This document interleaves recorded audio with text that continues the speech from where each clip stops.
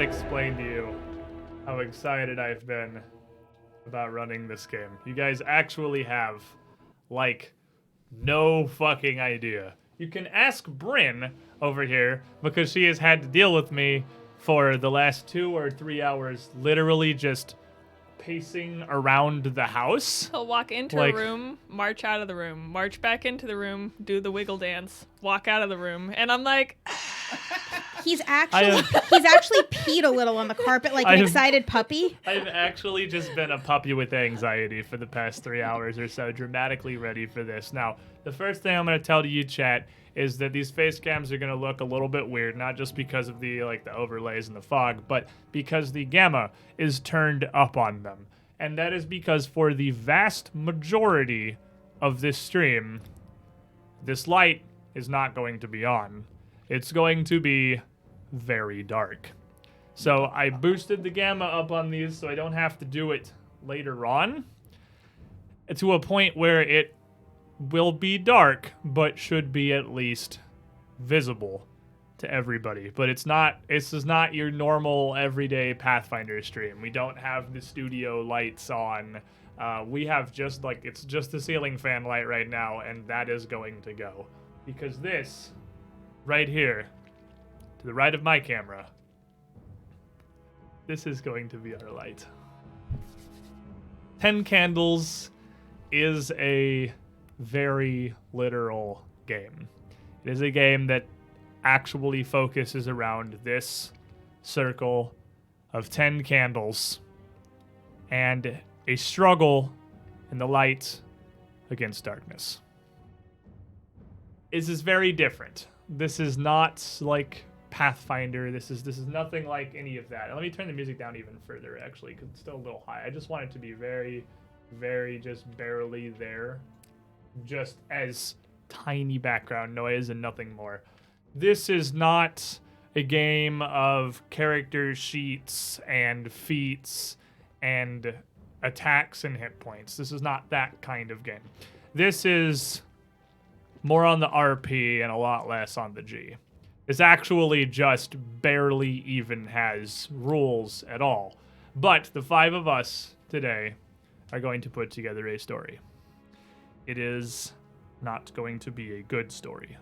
It is not going to have a good ending. it's going to have a good ending. It may not be the ending we were hoping for. Your characters are going to die. Nah. It could still be a good ending. All of you are going to die. What if we're all assholes? The story we're going to tell today is not one of survival, but one of hope and loss. It's a story about what happens in the dark and the final few hours in the lives of a group of survivors fighting against it, losing themselves within it, and inevitably being consumed by it. Though their endeavor may be doomed to fail, it is our duty to make this story of their struggle as meaningful as possible. It is important to understand up front, none of you will survive this adventure. This is 100% the tale of this group's demise.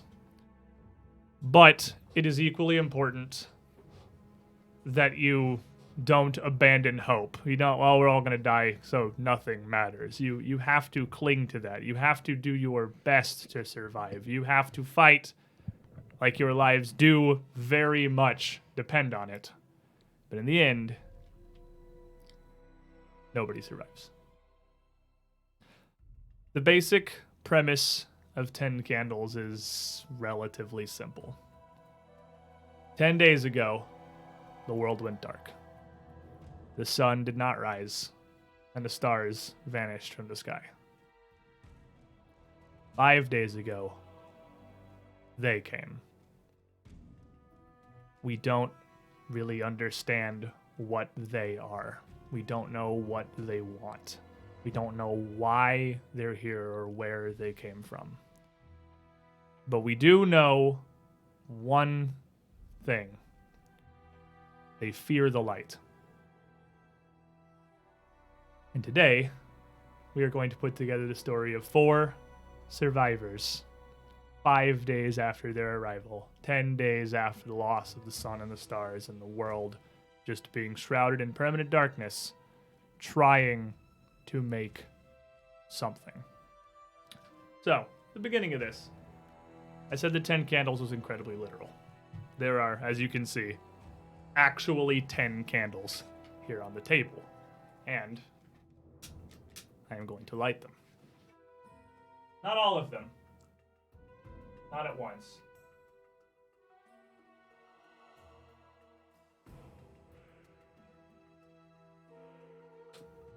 Just 3 to start. Now, let me start explaining the very basics of how this is going to work. These candles dictate the story. As we begin our adventure, which we'll do here shortly after we get our characters together, we will be moving through our adventure from scene to scene. And as the situation gets worse and our hope starts to fade, we will lose the light of these candles. Once a candle goes out, it never comes back. Not just because of gameplay, actions, or dice rolls. If a candle goes out for absolutely any reason, it's gone. So be careful about now, because 30% of your lifeline is now sitting there on the table in front of you. Now, as I get some index cards here so we can get started, I'm going to address chat really quickly. This is a very immersive experience. So while I have 2 of my monitors on here, I'm going to pass these down, all of them. You're going to get 5 apiece. I have 2 of these monitors on here just to check over every now and then and to monitor the stream. Make sure it hasn't crashed, nothing's gone wrong. I'm not going to be reading or interacting with chat at all. The notifier will show up on the screen for subs and whatnot, but it is muted because this is an experience here. So each of you guys should have 5 index cards in front of you and a Sharpie. So we're going to start to create our characters. Need 2 of your cards, first of all. And these 2 cards are going to... Well, don't hand them to me. You need take 2 of them. These 2 cards are going to define the 2 predominant traits of your character. Don't write anything yet. Let me finish before anyone starts writing anything. The first is going to be a virtue. Some facet of your character, some trait of their personality that is a positive thing. Now, you want to summarize these ideally to be 1 word. Some examples on here. They could be something as simple as lucky or resourceful, watchful, daring, committed. They could even be something like handsome or hardy or strong. Any easy 1 word thing to just vaguely define how your character, but like that facet of your character. The other is the opposite. The second is going to be a vice. This is something that causes more problems than it solves. So this is also going to be ideally a 1 word thing. You could be fearful, greedy, regretful. It could even be something very specific like an alcoholic, or even something like a physical debilitation like blind. So think on these for a second, and then whenever you got a good idea with those Sharpies there, write a virtue on 1 card and a vice on another. And remember, it's going to get fairly dark in here, hence why we got the Sharpies here. So write it kind of like big and legible enough that it'll be easy to read only by the light of up to 10 candles.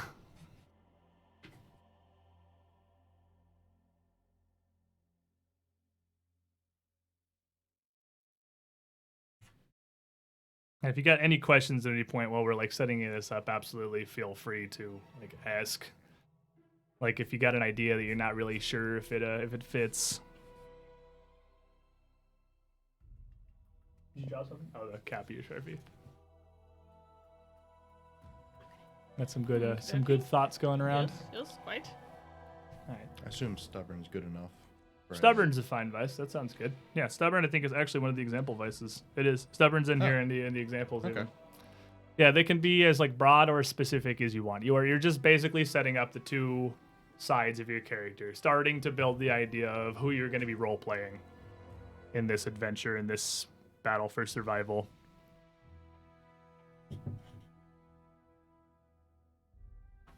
Okay, so we all good? Everyone got their virtue and your vice? You don't need to hide these. These are not like secret or anything, so you don't need to worry about it. It doesn't matter at the moment if you do or don't know your neighbor's virtues and vices. So y'all got a general good concept of the kind of character that you want to play? Awesome. Take your virtues and pass them to the player on your right. That's not your virtue. Just your virtue, not your vice. Oh. That's not your virtue, that's theirs. And take your vice and pass it to the player on your left. Hope none of you were too attached to the idea that you Give were. me the stubborn I guess back. I better stop being attached. Give me the stubborn back. I gave you the wrong one. Virtue is yours. Oh, you wrote virtue on top Oh. of stubborn. I didn't mean to. You wrote virtue right, vice left. So hopefully nobody had like a real solid idea they were particularly married to so Well, early. Not anymore. Not anymore. So now everyone's got a brand new virtue and a vice. Because you're not playing your idea, you are playing this. So start to get a little bit of a concept here. Kind of what you want your No, you're not character gonna trick to me be. again. What you what? You're not gonna trick me. No, again. these are yours. These are now your virtue and vice. So you're good here. That was our subversion of expectations for the character creation here.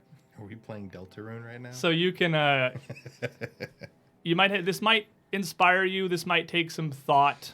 It's possible to get an incredibly weird combination. The one game that I played of at PAX Unplugged, we had a virtue and a vice that were complete opposites on somebody because they had perceptive and unobservant as their virtue and their vice. So does anybody have a particularly weird situation or mixture here? Anyone that seems like almost impossible to work with? So these are just broad traits. None of these things should be terribly specific at all. So you can stretch these as far as you want, and we'll get into what these cards will do later because these will have a purpose in the game. These are things that will help you. But to help you get a bit of a better idea of what kind of a character you want to play, let's cover the actual scenario. It's been, again, 10 days since the world went dark, and at this point, you're pretty positive it's not getting better. Nobody's coming. Not anymore. Your radio went silent yesterday, and the four of you are now on your own. You guys are gathered together in a small town called Mountain Home in southwest Idaho. It's about an hour and a half southeast of Boise. Fairly rural, not a very big town. Up in the mountains, mid-January, dead of winter. It's real cold outside, but fortunately the town hall did have a fallout shelter. Mountain Home's not terribly far from the Idaho National Laboratories, which is a big nuclear research site. So back during that whole scare, when bomb shelters were the craze, they built one in the town hall, and that's where the four of you have been for the last few days, at least since they came. Before you lost your radio, all the chatter seemed to imply that your last hope might be a small military base called Fort Victor.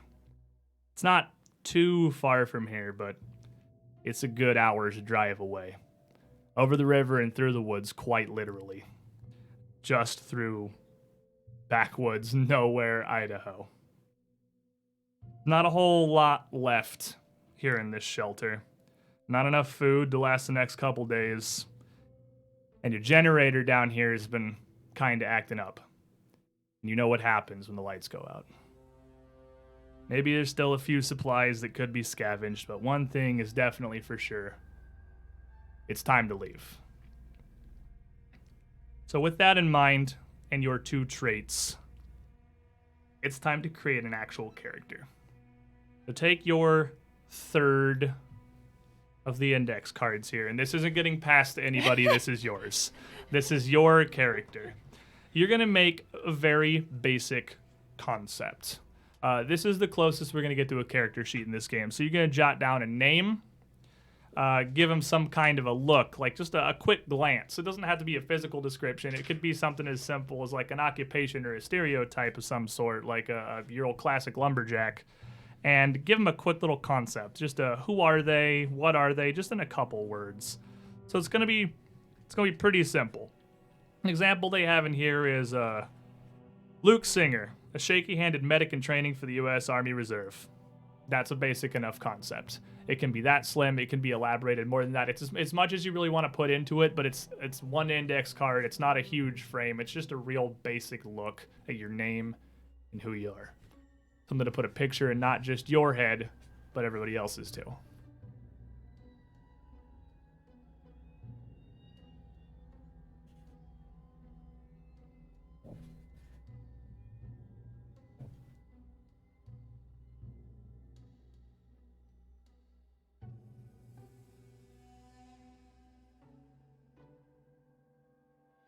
A little different than Pathfinder.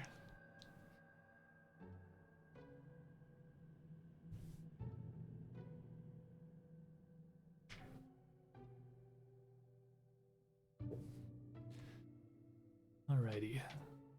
We got Derp's got a concept, Nick's got a concept. Jen, you good? 1 second. Does anybody else have to be able to read this? Because This is for your personal reference. So Describing a backstory. Bryn's getting the saga of her I got it, character I got it, written sorry. down. She's I got it. All I right. did. Now go ahead and take these cards and pass them to your right. I'm kidding. No, these are your Oh, I characters. was like, man, you're gonna I have a will really revolt. terrible time. No, these are your You characters. can't read this at all. But what we should Yeah. do. Okay. So let's go around the table here. We'll start with Derp, and we'll just go around and briefly give me your name and introduce yourself in character. I am Billy Mars, senior at the local high school, athletic, young, and hope in his eyes. Hoping we can make it there. Bright-eyed, bushy-tailed, undeterred. Who's the hero in his anime? He hasn't broken yet. All right. My name is Jeff Montgomery. I am the school teacher for the local high school. Fuck you. Who wishes Giving me goddamn detention. who wishes they could teach the old-fashioned way Oh boy. is exactly my character. All right, we're rolling the school reunion, Nick. I'm a janitor at the local high school.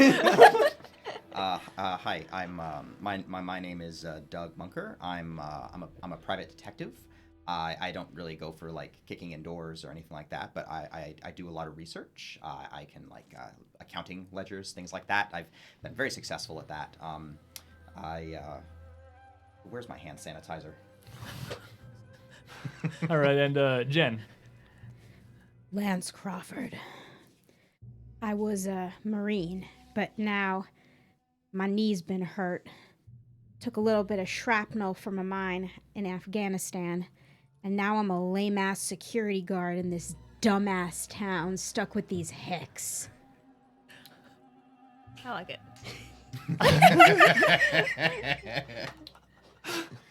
Okay, your hometown's Whiterun, is it? Might be. So we have some basic character concepts here. You guys have got it. You've got your traits. You got your character card. You got a little bit of backstory already. You got some rapport built into your characters automatically. So, got a couple more candles lit. I don't know. Who this guy is? No, the person you just mentioned. Oh.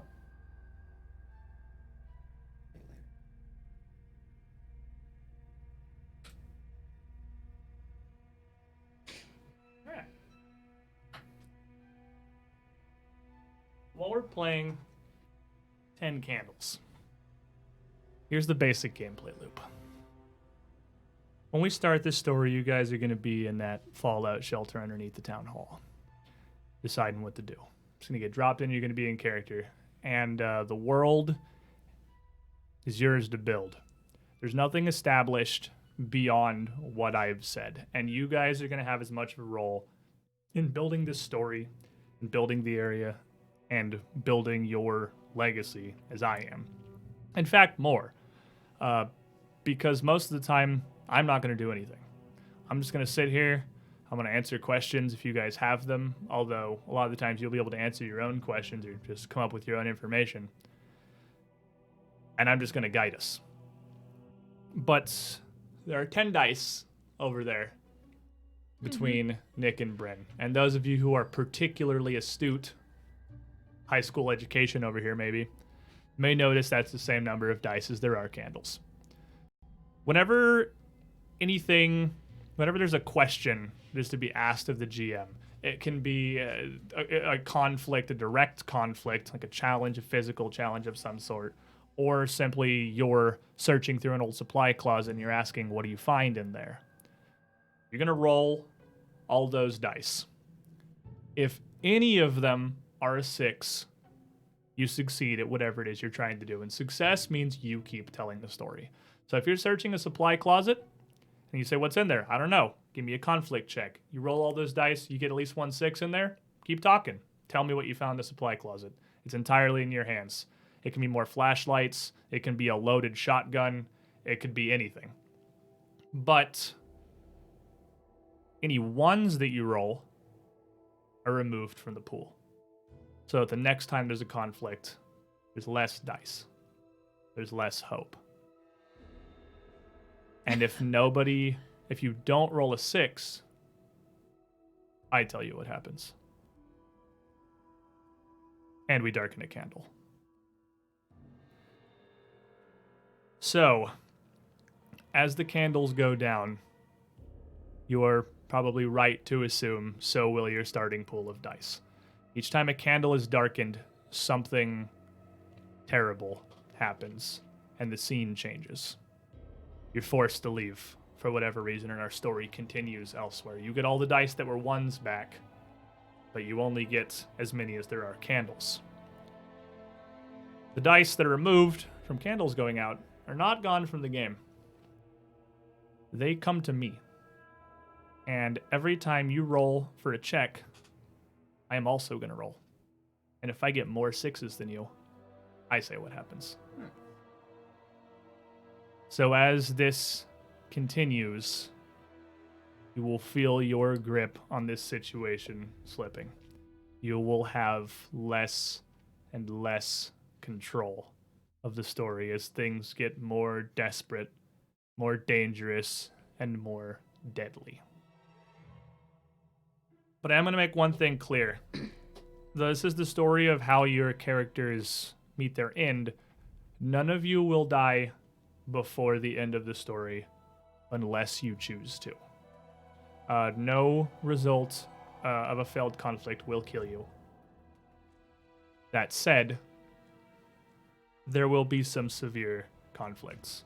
Whenever a dice roll comes up, if it's a particularly sketchy situation, I can deem it is a dire conflict. That means should you fail, the consequences will be severe. You won't die, but you may be horribly crippled or injured.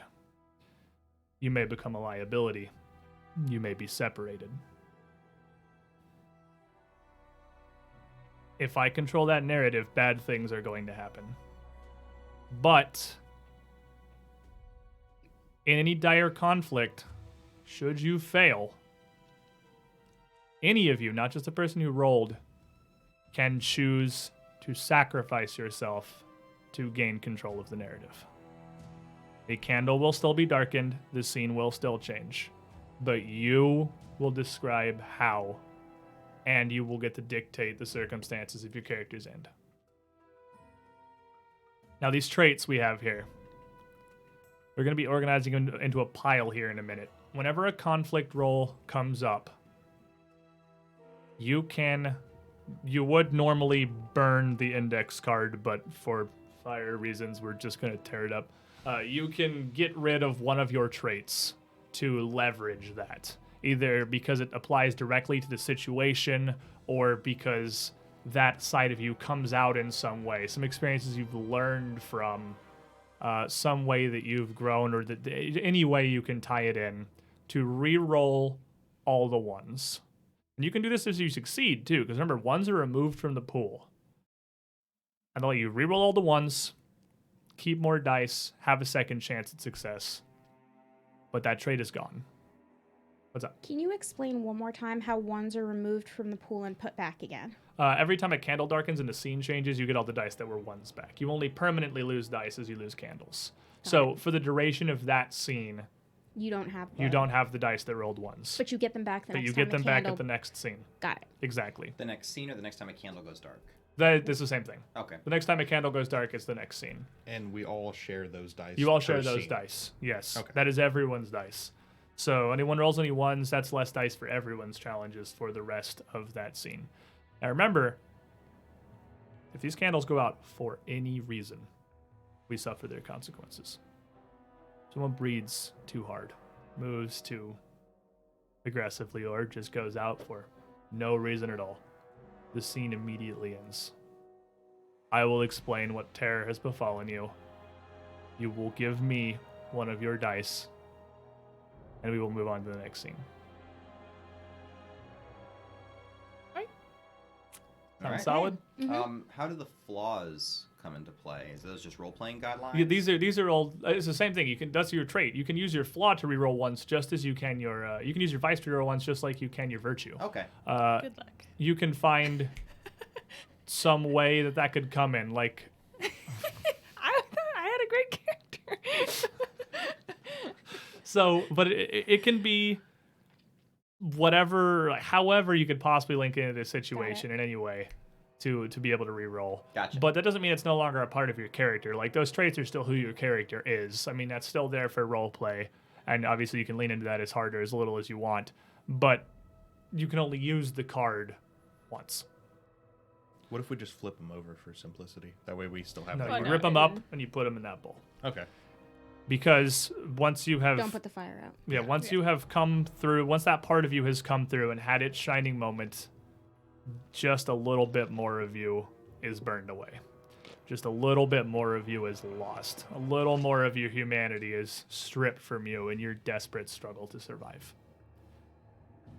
But there is a better side of this. So get your fourth card. Because on your fourth card, we are going to define your moment. And don't write anything until I give you the full detail here. A moment is a personal scene or event to each of your characters in which you find hope. And these are also personal to you. These are not going to be passed around. These are 100% yours. You might find this hope in an act of heroism, solving some of the mysteries about them, or the sunless sky, completing some kind of a goal, reaching a safe haven. It could be anything. But you are going to want it to be something you can reasonably achieve, because you want to be able to find this hope in your dying hours here. These are going to be phrased in a sentence. I will find hope, blank. And it could, again, be as simple or as specific as you want, but it will be your job when your time is coming to engineer, to guide the story, to set up a situation for your character to have their moment and to find hope. And obviously, I will try to help you with this. But this is your spotlight. So here's some examples. It can be as simple as, I will find hope in a moment of prayer in a quiet church, or I will find hope when the truth of the sky is revealed to me. It can be something specific. You can make more character backstory. I will find hope when I find my sister, dead or alive. I will find hope in the contents of my stash back home. It could be something tied to this adventure. I will find hope when we reach Fort Victor. I will find hope when I have gotten out of this godforsaken town. Whatever it is that you want to do, but make it reasonable. Make it something you can accomplish, because this card is possibly your most powerful. Reasonable to accomplish, like, if I'm like, when I understand why the sun went out. That's, when the truth of the sky is revealed to me, it was one of the Okay. pure examples. I was But you're going to actually- have to find Oh, out. Are you also gonna do that? Okay. I can was do going to something go Try- with yeah, finding try- Fort Victor. Try not to double up on them. I know we're all kind of writing them together, but hopefully we won't have a duplicate here. But you will very much want to be able to find an opportunity when you can live your moment. This is a huge boon. So your moment is similar to your 2 traits. It is not a secret. And again, you're going to want to try to work the story that direction because you want this to happen. But when the time comes, when the opportunity arises to live your moment, you're going to make a conflict roll. You're going to make a conflict roll with however many dice you have. If we've lost candles, you don't have the dice that are over here. If ones have been rolled, you don't have those dice either. But when you make that conflict roll for your moment, if you fail, hope is lost. Tear up your moment, you put it in the bowl, we darken a candle, and we move on. The scene ends. But if you succeed, if you realize this moment of hope, I am going to give you one of these. This will be your die. Whenever you make a conflict roll at any point for the rest of the game, you will add your die to the pool, and your hope die succeeds on a 5 or a 6 instead of just a 6. Do we lose it on a 1? You do not lose it on a 1. Huh. The hope die will be with you. So it is a very, very powerful asset. And truly one of the best sources of any real hope that your characters are going to have in this adventure. But you still have 1 card. Let me light some more candles. This has been burning for a minute, haven't they? I don't know how long tea lights burn for. I do not know how long that is. Usually about 2 to 3 hours. Well, I guess we better get moving. We probably shouldn't have let them before we get going. Your last card is going to be very different. At this point, you should all have a decent concept of your characters. You've got your vice, your virtue, your moment that you want to live out, how you're going to find hope. But this last card is your brink. Your traits and your moment have kind of described who your character is, what they are. Mm-hmm. Your brink is going to describe what your character is capable of. This isn't representing what you are. This is going to be a secret. This one you do not show to anyone else at the table. And it is what the character may become when pushed to the very edge of fear, hopelessness, and desperation. When everything else has burned away, when your moment has been lived, you've used both of your traits, your brink is the last thing that you will have left to you. This should be a dangerous thing. It doesn't necessarily need to be violent, but it's meant to demonstrate your character has very much broken and may create its own plethora of problems when embraced, but in the moment, it may be the only thing left that can save you. Now, you are not writing your brink. You are writing the brink for the character or the player to your left. So, this is interesting. Like the moments were phrased, I will find hope. A brink is, I have seen you, blank.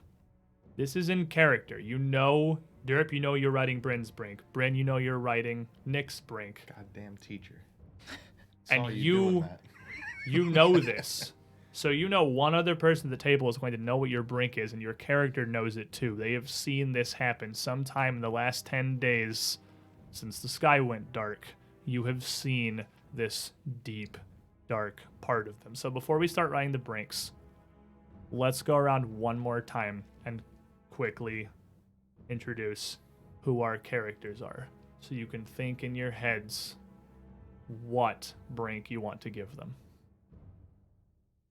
Sure. Billy Mars, the high school athlete, bright-eyed, bushy-tailed. We'll all make it. We're gonna get to Fort Victor just fine. Bryn?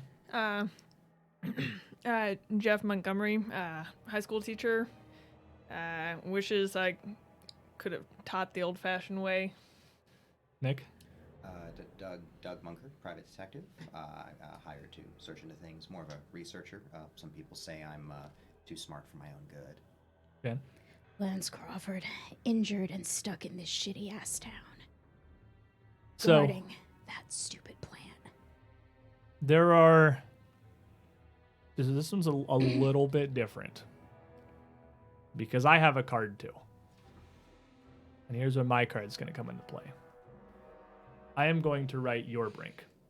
So your brink is going to be a complete secret. None of the other characters have any idea what you're capable of. Nobody has seen this side of you. Jen, you are going to write their brink. Now, we don't even know what they are, but you get a unique opportunity to have some amount of insight. And Your we brink, know they don't like the light, right? you already know they don't like the light. Your brink will be written, I have seen them. Something. Now, there's one big restriction here.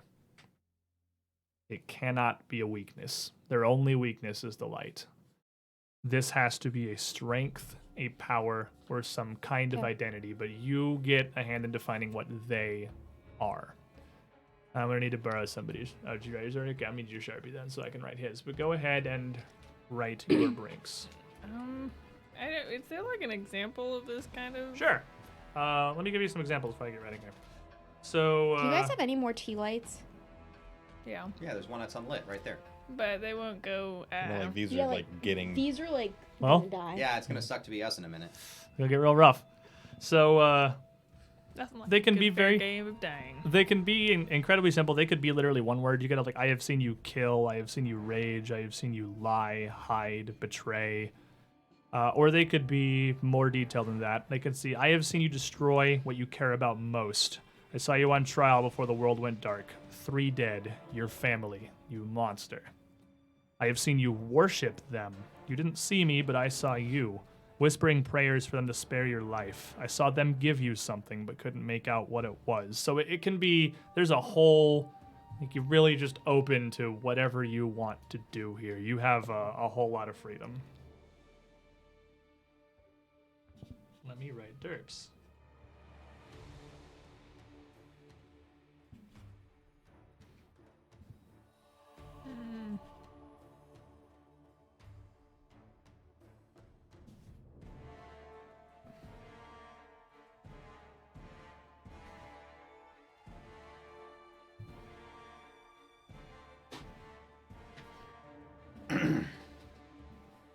You're right.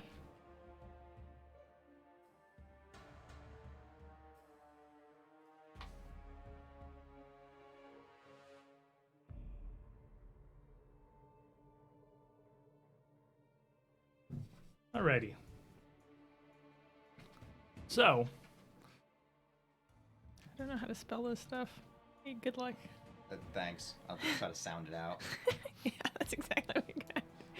So while Jen is writing the brink for them, let me explain how these work.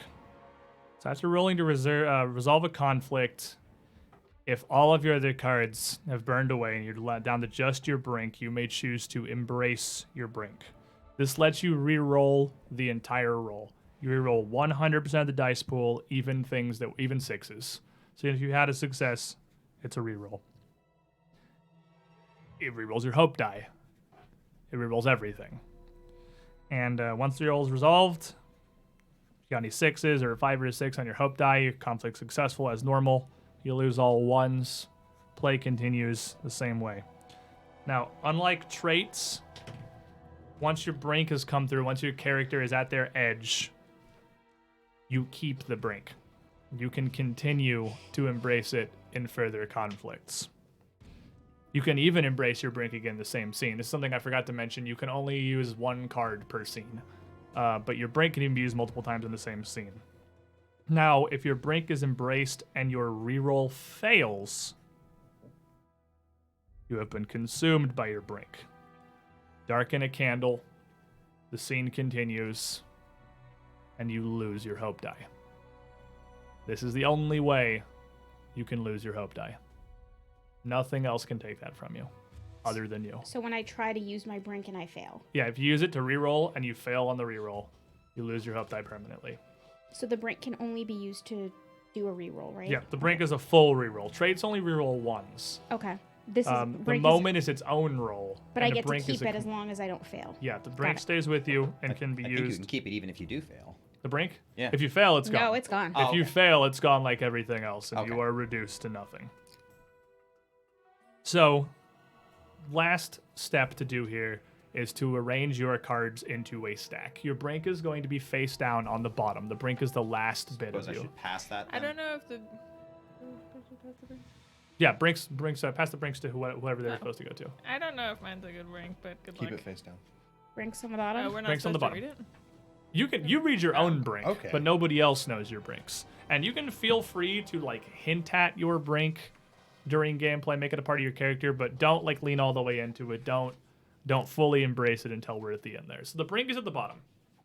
Above that is going to be your moment and your 2 traits, not in that order, in whatever order you desire. Your character card is just character reference. Keep that out to the side. That's not part of your stack. The other cards are going to be face up. Only the brink is face down. You spelled it right. Oh, I did. So Wow. face down brink, face up, traits and moments on top of that because those aren't secret. Now, since you can only use one trait or your moment, you can only use one of these cards per scene. Ideally, not more than one person is going to start with their moment on the top. Does anybody have their moment on the top? No. No. Okay, that's fine. We just don't want a bunch of moments on the top because when your moment is up, when it's your time, again, it's public. We want to steer the story that direction so that you can live your moment. And the moments are what this little light is for. Ah. When it comes time to live your moment, and you're going to get that one roll to see if your hope is restored, you get this little light. And hopefully, that doesn't go out if you fail. So everyone will be able to see everyone else's traits. Everyone knows kind of what you're going for. I feel like it's probably in our best. This isn't like hard written, but when your moment comes up, it may be a good idea to just be like, hey, so my moment's on the top when the next scene starts, and at least let me know so I can help kind of guide that direction, because we're not trying to avoid these. The goal is for everyone to live their moments, have their cool thing. Now, as this adventure starts, you are in this bunker underneath the town hall. That's probably my brink.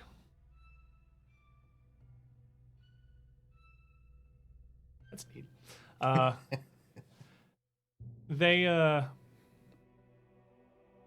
They have you starting with whatever would make sense for your character. So your inventory is whatever you would reasonably have on you while you were down here in this bunker. And for the purposes of our first scene here, you've been down here for about a week. A generator's sputtering. It's questionable. You're probably pretty familiar with the Fallout shelter, but maybe not so much with the actual town hall upstairs. So we'll say this first scene encompasses the Fallout shelter itself, as well as the city center above you. And we'll define kind of the limits for each scene at the beginning of each scene. Gather what you can until something happens, and we move onwards. How much time would you say we would have had between the sun going out and That this was- stuff happening? 7 The days. sun Like when went out they- 10 days ago. 10 days yeah, ago. Okay. but when they show up, how much time would you say it would have taken for us to get to the bunker? You probably would have been in the bunker before they came. That may be the only reason you're still alive. That's not saying you're the only people that are alive in the entire world. But before we begin here, there's one last little thing. So I told you I needed my phone for this, and here's why. Probably gonna want to do this relatively quickly. These tea lights burn for way longer than they look like they do, because I had this same concern at PAX, but like they turn into full oil and still have okay. like 2 hours in them. So this little app I had to download, because new Samsung phones apparently don't come with an inbuilt voice recorder, is a voice recorder. So what I'm going to do is I'm going to hand this to Derp. Derp, you're going to go out to the living room. It's going to press this little red button down here. It's going to record, and you're going to record a last message from your character before this begins, from around when the world went dark or when you were coming to the Fallout shelter, or just a last recording before our adventure begins. And you'll hit that same button at the bottom to pause it, bring it back in here, hand it to Bryn. She'll go do the same thing. Are there So- like examples of these? I can give you, I'm sure there are. I'm absolutely sure I can find that because there's examples of everything in here. Sure, let me just go ahead. Are we all gonna record one? Yes, you're all going to record one. So at the end, we'll have right in the row, we will just have all of these little recordings back to back. I'm concerned opening the door is going to cut out some of the candles. Well, Open then it you better carefully. open it very carefully. So that one I gave you before, the character example, Luke Singer, the medic. They turn on the voice recorder. This is Private Singer, Luke Singer, a medic with the U.S. Army, and I'm escorting a small group of survivors. We're heading to Lake Erie. Supplies and morale are low. It's a military base near there, Camp Perry. That's where we're headed. If you're hearing this, know the city is abandoned. We're the last ones out. Keep moving. Or it could be, name's Ward. Not much to say. I'm just passing through and everything came crashing down. It's getting cold. Never liked the cold. Fly south, that's what my bones are telling me, but we're heading north now. I got a bad feeling. Just some like last personal recording of your character. Maybe a little while ago. It could be immediately before this. Right as everything went dark. And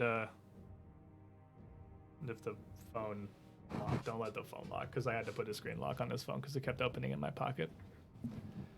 This will be the last step before we start playing. Oh, very careful. Don't bump the camera either. I'm being careful. I'm a big boy. You gotta. My pocket is caught. Wonder why you went off that side of your chair. Because I went over Be to get quiet this. and go.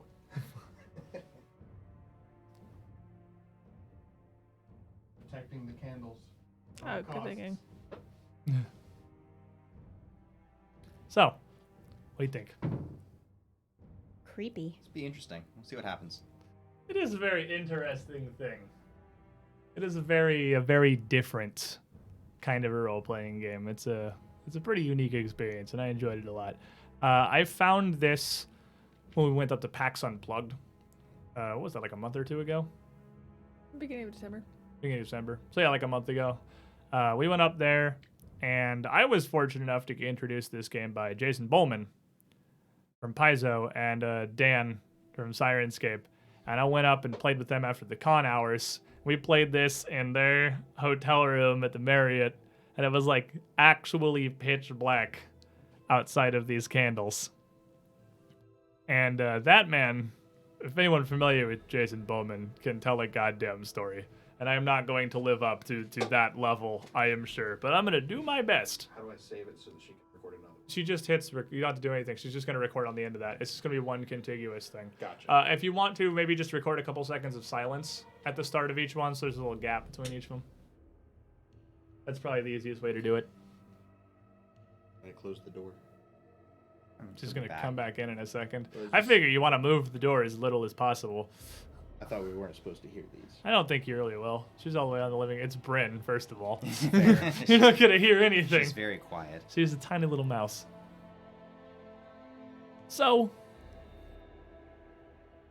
chat, before we begin here, you may now understand why I've decided to have all of the candles on screen the whole time. Because it's kind of, well, important. Same thing. Just make sure you record a couple seconds of silence at the beginning. Because these are really the crux of everything. You probably understand the name of the game now. I think it probably is making sense. 10 I think candles. we understood the name of the game when we first got in the room. That's fair. When there were Not 10 e- candles sitting not in a circle on exactly the the table. most- There were actually 12 There were candles sitting 12 on the table and originally, because I confused. was going to do a slightly longer version, because the way the game works, if you just add more candles, it's just going to make the game a little bit longer with a couple extra scenes. But I wasn't sure how long this was going to go in the first place. It's gonna be about an hour for setup. That seems normal. And it seems weird right now. I know, especially to you two, who've definitely never played a game like this before. It probably seems really awkward because you're like, well, what do we do? And that's exactly how we were. Just get creative. This is exactly how we were playing in the hotel room too. You will get into it as we get moving. It will make more and more sense, and things will start to come together. I mean, I'm a fan of it so far. It's pretty neat. It's pretty neat. It should be a good time. And I wanted to... You're supposed to burn the index cards because it's sort of symbolic because like when you use it, because that's a lot of light, an index card on fire compared to a bunch of little candles and this like flash of light in the room. But I tried to set an index card on fire and they're like, they really don't burn. Yeah, We just tried to burn an index card in the back porch and it burned like 1/10 of it and then just stopped. You need to give us like pieces of flash paper. And Jen, as you come in, you want to go ahead and turn that light off?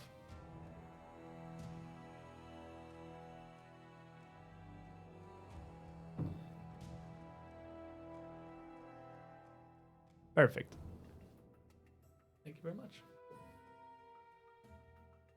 Alrighty. Solid. So, to begin. The four of you are in the fallout shelter. Fort Victor was the last possible safe haven you'd heard of up before your radio went out yesterday. Floor is yours, Birdie. It seems like our supplies are running low. I think it's about time we make our way out of here and try to make it towards the safest place we can think of. I think there's some sort of military base hour and a half away from us. I'm pretty sure I can get us there, and I stashed some weaponry in the general store. Owner's kind of become a friend and a drinking buddy of mine, and he lets me keep some of my more questionable munitions over there. What questionable munitions? Yeah, the not so legal type. Oh, well, I guess that could be useful. I That mean, generator looks like it's starting to kind of spark and smoke a bit. We probably should think about finding a new place. And I think it's almost a good as if idea. on cue, the lights don't go out, but they dim a bit. That I'm flicker gonna- is the I'm gonna power get, just I'm gonna get a flashlight. I'll be fiddles. right back. I'm just gonna go. There was one right over in that cabinet. I'll be right back. Well, I don't know what you're expecting about getting some more ammunition or anything, but it doesn't seem like any of this stuff has worked on them. I feel like what we should really be getting is gasoline or something that we can burn real quick if they decide to swarm us or something. Kerosene. It burns longer. You mean like a flamethrower? Road flares. Or like just a lantern, but you know that's Anything each your own. volatile and bright. I'll flick on my tactical light that's on my vest. and at this point, it almost seems as if whatever's happened with the sky and the world is just happening with all light. Your tactical light, maybe it bumped it, maybe something had happened. It's just not the best anymore. It turns on, but it's certainly not the bright soldier's beacon that it once was. It was largely dimly illuminating a little circle in front of you, barely visible on the wall here, even in the not great light of the bunker. Let's grab whatever rations we can get, stuff that travels well. Nuts, some bread, anything we can fit into bags that won't go bad. Ooh, and my briefcase. I'll have to get my briefcase. I bet we could steal that Hummer that the vice principal had. I bet we could steal that. That would be a great car to go down to the military base in. So it is winter, and it's probably snowed quite a Have bit. you seen them Hummers? I don't know if the plows have been out necessarily. We could steal a plow and then also steal the Hummer too. That's a good idea, actually. I've got a truck. We can get there with that. Does your truck have a plow? Is it No, also a Hummer? Because I feel like a It'll get Hummer us would be to the much better. school, I mean, at the very A least. school. we could do that. Oh, I guess the where, school. where, Yeah. where do they park the plows when they don't use them?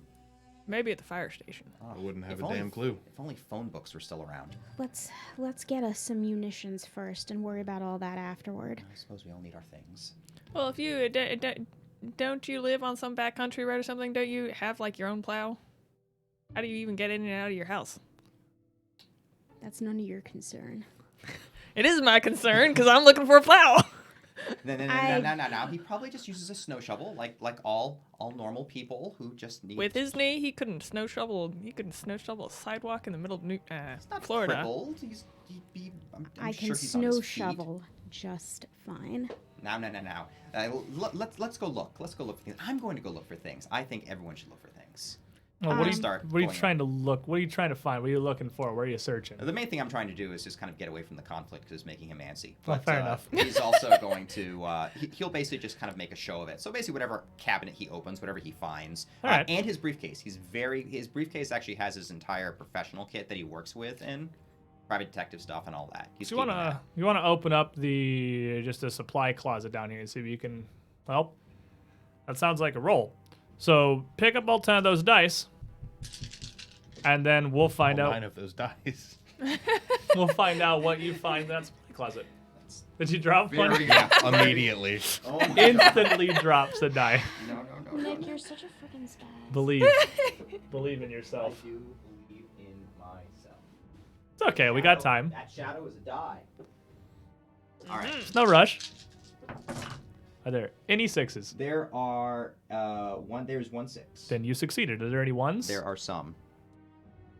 So There are 3. those 3 dice over there. those 3 dice are removed from the pool for the remainder of this scene. But you succeed. So you open up the supply closet. What do you find? So he opens up the supply closet. He finds a coil of tow rope clipped up. He finds a set of jumper cables and a spare deep cycle battery. And he finds a tool set wrapped up in a bundle. Fair enough. Sounds useful. Grab my camping pack that I brought with me. Has my extra water, my compass, all my extra rations, rope, a little bit of oil, my hunting knife, all of the survival essentials. Now with the group that's been here, and the rations that have been down here in the bunker, altogether you don't have more than enough for a couple days with the 4 of you. But it's something, and it's already easily packed up and portable, so it's also definitely useful. Perfect. It'd be very similarly kitted out. Very rural area. Everyone goes hunting now and then. Got your coat, your camo pants, hunting rifle, knife, a backpack with some general stuff, but not a heavy kit. You got a rifle with you? Not a big one, like a 22. Just for Okay. hunting small game. Little AR-7. Yeah, that kind of thing. Doug is wearing a tan 3-piece suit, which is peculiarly clean. You can only imagine how many layers of Scotchgard must be on it. He also routinely changes a pair of surgical gloves that he seems to wear at all times. He seems to have an infinite amount of them. Pulling them from seemingly nowhere. I'm wearing my old Marine kit, hat, camo, boots. One of Belt. those military lifer boys I'm kind Yeah. of putting together here. He never really left the military. I am wearing some jeans and a t-shirt, and probably my only winter jacket. So as you gather this stuff out of the supply closet here, you hear a almost kind of a grating start to come from the generator, a near constant kicking, clicking noise as it starts to grind on itself and catch unsettlingly consistently. That thing's not gonna last that much longer. Let's Yeah, get out of We here. better get out of here. Sounds good. Sounds good. Let's see. I'll take point. You. Does anyone have any lights? She has her light. Well, she's or got he the has light her light on, She has- like a tactical little light on her. I've got get-up. It's some not time. emergency lights we can break, but I don't want to break them right now when we don't need them. Right. Okay, fair enough. He takes out of his pocket a little portable hand crank generator battery. It long ago stopped working, but cranking it seems to give him comfort. All right. I want you to follow up behind. Keep an eye on our rear. You two in the middle. I'll take point. Sure. Let's sure. move out. All right. Everyone stay within arm's reach of the person behind you. Nobody loses sight of anyone else. Everyone stay together. So where are you heading? Just out up into the town hall, just out of this little bomb Yeah. shelter, this old style bunker. Making our way to the general store where I've got my stash hidden. Well, you head I could get us there pretty quick with my truck. It's parked nearby. as you're heading Could be upstairs snowed in though. up to the main level of the town hall.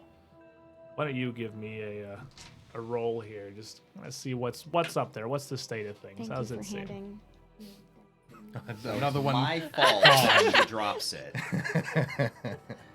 Goal 1, get dice into dice roller without dropping dice. We're getting there. You gotta believe. 1 6, no ones. Oh, that's solid then. So as you get up to the ground floor of the town hall here, what do you find? Well, how's the state of things? Parking lot mostly deserted. His truck is there. There is some snow around, but it doesn't appear to be snowed in. Everything's been stolen out of the back of it, though. There's a window smashed in, but otherwise, truck looks okay. So you can see as you get up here out the back windows. This lets up into one of the back offices in the town hall, and of course they got a couple of windows that just looking down out into the parking lot. But without climbing through them, which they're kind of designed to prevent you from doing, there's not a straight way from here to outside. You have to loop back through into either the service entrance in the back of the town hall or back around to the front to get out to where the parking lot is, because you're kind of around a side office here. Let's take the service entrance. I know where that is. They must have just salted the parking lot. It must be why it's not so heavily snowed in. It works for us. I'm not going to complain. All right, let's go. So Start making our way toward the service entrance. So you start moving out through this town hall here, out to the service entrance, and as you get to that back door, you can see that it's almost offset in its frame. Not that it's been popped off of the hinges, but rather that it seems like it's been expanded, buckled a bit, and totally like wedged into its frame. Like the metal of the door is actually somewhat ballooned. And it's not wholly impassable, but it's definitely odd. Ballooned out or ballooned in? Ballooned always. Like the door has almost just swelled Hmm. in its frame, kind of wedging it in there. And So you can it's- even see like just a gentle curve on the side of the door, like the face of the door towards you. So I'm pretty strong. I'm going to try to unstick the door and just bust it open with sheer strength of my shoulders. Okay.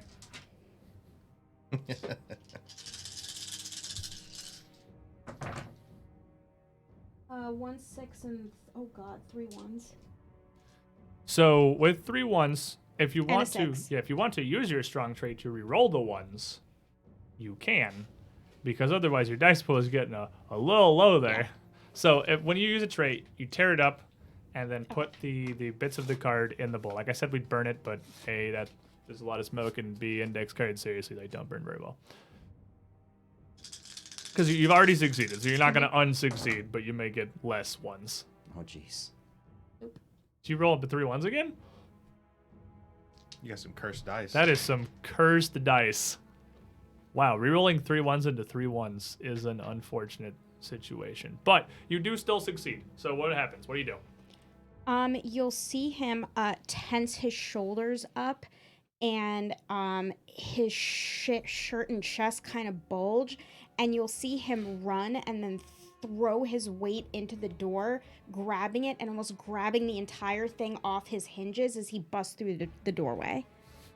And as he slams this thing open, it leads out into the back of the parking lot where the snow is light on the ground, and it's pretty dark.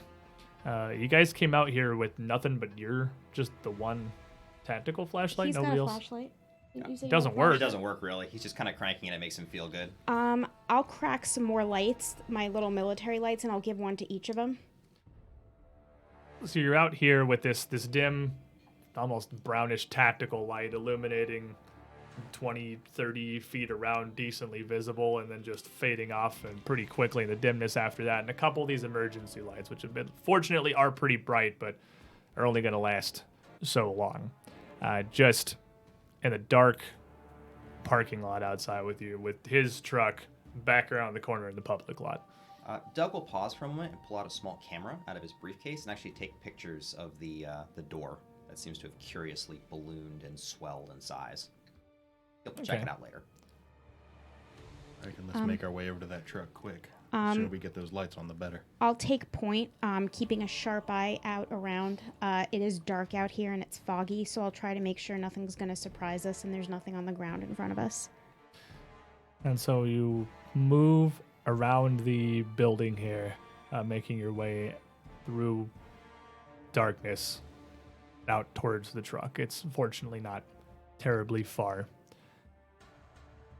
And as you get there, what do you find? What do you do? I'm going to get in, try and start it. Then It's obviously been ransacked. yeah, but you're going to let's go ahead and see, roll me a check, and we'll see how that goes. It's actually very hard to see in here. It's actually pitch black.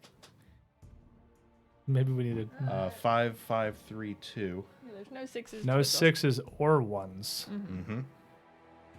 All right. So as you get in there, you try to start the truck. You got your keys, but clearly it's been ransacked. Whatever was in the back had been stolen, but the inside of the cabin looks largely okay. As you sit up in the seat, you hear a rustling. One of your back windows had been broken out and some kind of a bird or a rat or something got in, coming out from underneath the passenger seat. And you look down there and you just see this big-ass rat that just curled up for shelter underneath your passenger seat, just kind of looking up at you. And you have one of these emergency lights with you? Yeah. You have this just in your hand. It's real bright, and the rat's real obvious. And it's not threatening. It's just kind of startling. And as you just put your keys in, you got bigger things to worry about. Get the rat out of your truck in a second.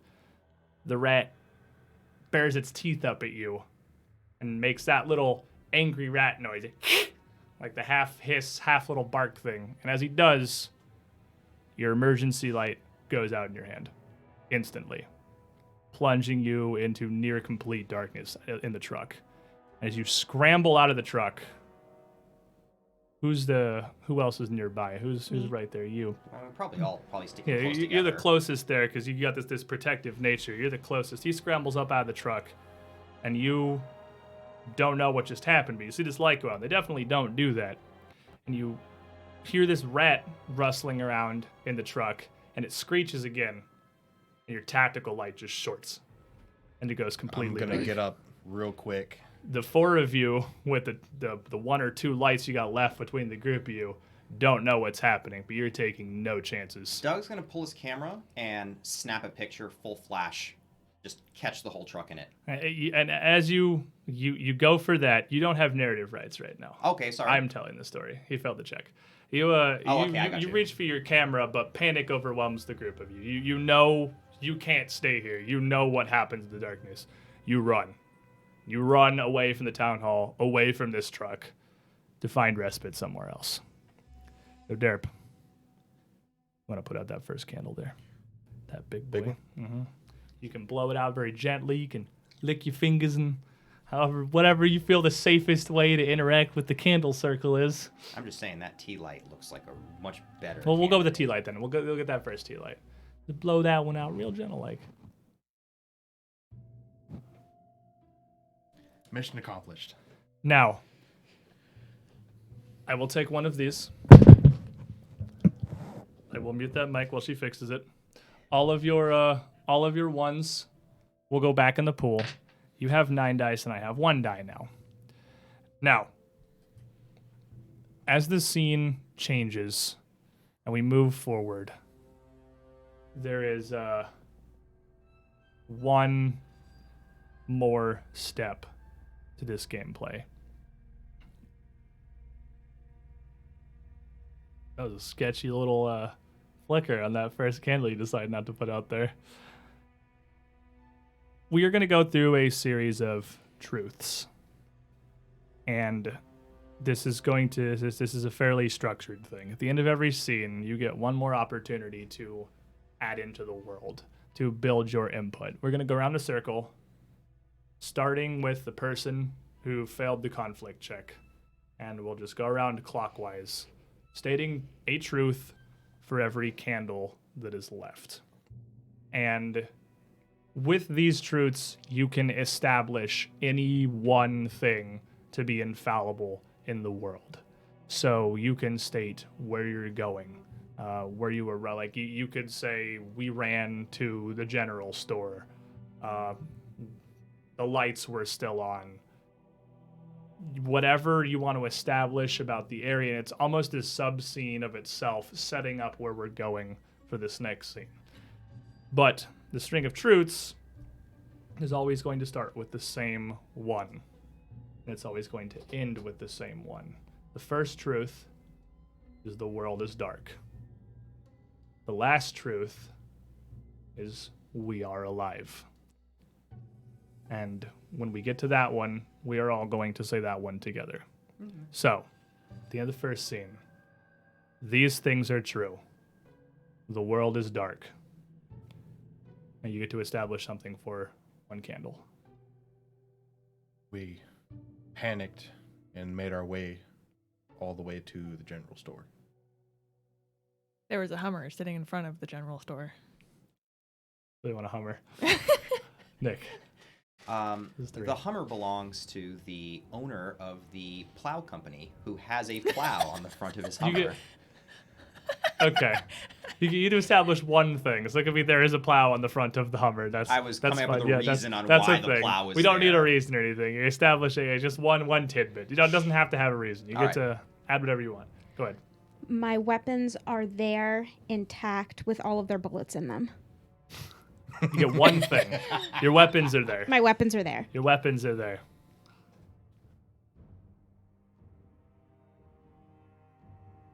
With whatever has happened, they are no longer functional. 6. You're going to 9 because there's 9 candles. Okay. We keep building the new scene here. It looks relatively untouched. What, the Hummer or the general store. store? The store? All right. Ren, 7. There is a whole lot. There are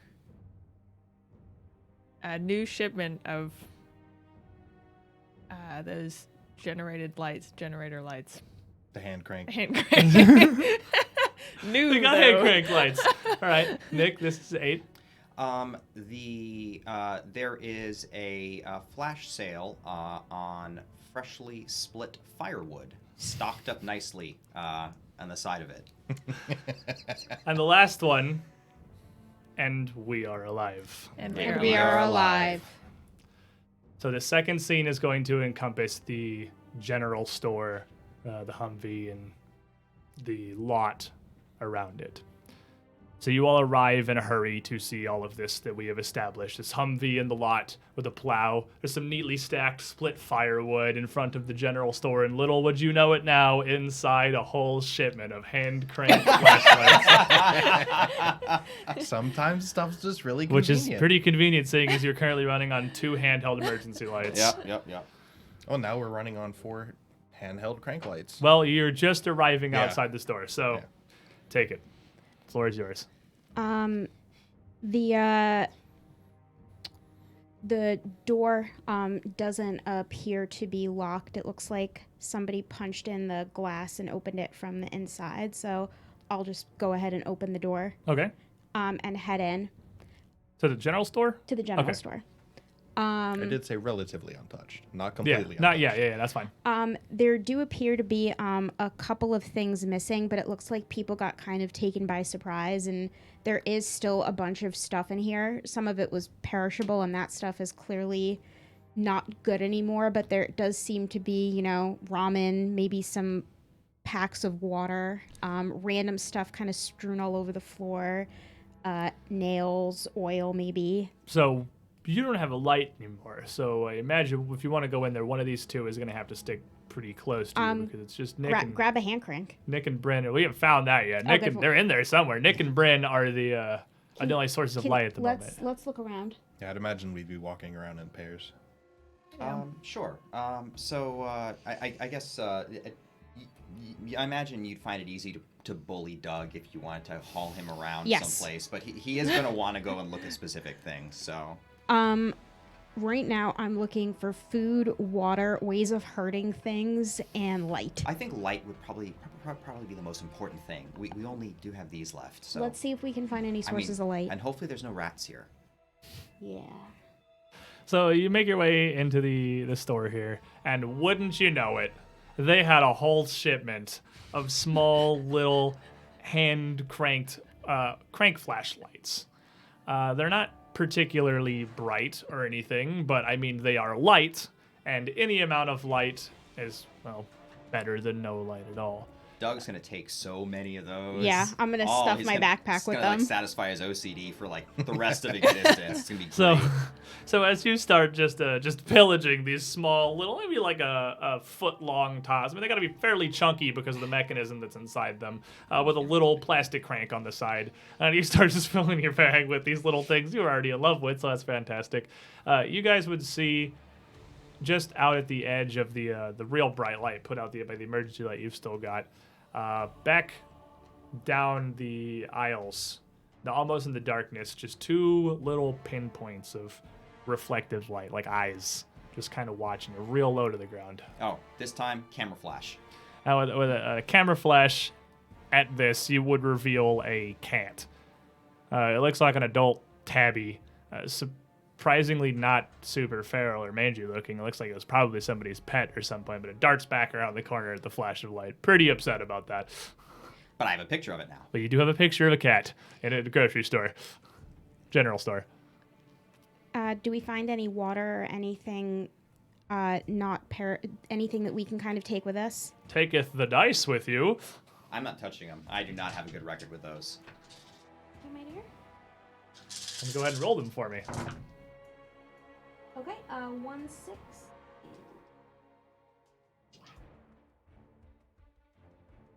How many ones is this? 4. 4 ones? Okay. I don't think we're allowed to let you. This is going to be the world's shortest game of 10 candles. All right. But 1, 6. But 1 6 means you do survive. So what do you find? What is there? There looks to be, like, at any general store or gas station, just pallets of water that are on sale for $4.99 because, you know, they're just great ways to get people into your store. And apparently whoever broke in here didn't get the opportunity to, or just didn't have the thought to steal them because they're still there. And there's, like, you know, potato chips and those stupid little Debbie snacks, you know, the things that would survive the apocalypse that we find, that we can kind of, Twinkies that Just we can kind racks of Twinkies. Well, throw no, into our actually. bag. Everything but they've stopped That's making true. them. They actually discontinued Twinkies. That's right. So the other Hostess snack The cakes. other Hostess snack cakes are there, devil dogs and Yeah. But those. we do at least now have some food and water we can take with us on our trip. I'm gonna grab. I grab this idiot and shuffle over to the Hummer and check the door. And I know this is diesel Hummer. I know about the brand, model, make, you know. And I know it's kind of cold outside, so we're gonna have to start it up and let it run for a while before we take off anywhere. So I'm gonna go try and start up the Hummer. All right. Well, trying to start the Hummer here. I mean, there's not like keys sitting in it, so It's one of those good new Hummers that where one of you those just no it's, conflict roll Hummers. huh? It's one of those conflict roll Hummers. Is that what I heard? Oh, I thought for finding the keys and starting it, or just doing one at a time. Well, the keys aren't. Well, I mean, at either, both and or either. Well, this may is- be one of those new Hummers where they have the keys like in purses. You know, you don't actually put the key in the car, and so someone like me just well, that leaves depends. the car. We'll go ahead and roll me Well, that's those. what I'm saying though, is I'm trying to give some. Well, yeah, but backstory on why the story I would- happens after you roll the dice. This is you go into. Can't see those at all. 1 6 and 1 1. Okay, so you succeed. So yeah, it is one of those Hummers, absolutely. So what do you find? I find the keys. Oh, I and start the I need Hummer. to. You only got 1 6. I should be rolling against you. I forgot. I did not get a 6. You're good. So yeah, how does it work? I what find the happens? keys and I start the Hummer. They kept their keys up above the. in the sun You visor. just Yeah. over the sun visor. Yeah, the classic. It's a Everybody small in town. town. Everybody knows who this car Yeah. belongs to. No No one's one's gonna going to touch screw it. with it. Yeah. And surprisingly, against all odds, it does seem to start. So you two in the store would hear this engine roar to life out in the parking lot. Excellent. That is the greatest sound Excellent. I've ever heard. I'm going to start loading up tons of supplies into the back of this Hummer so that we can all fit in it, and there's tons of stuff to take with us. So you grab a big thing of these waters. to start to carry them out.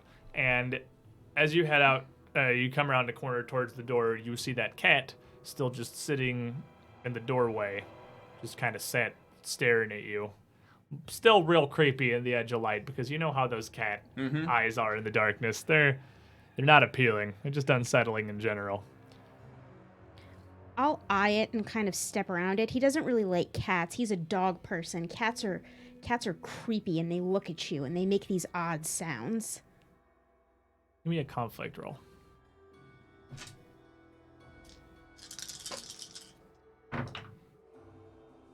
Bill. You got you don't have any sixes in there? No.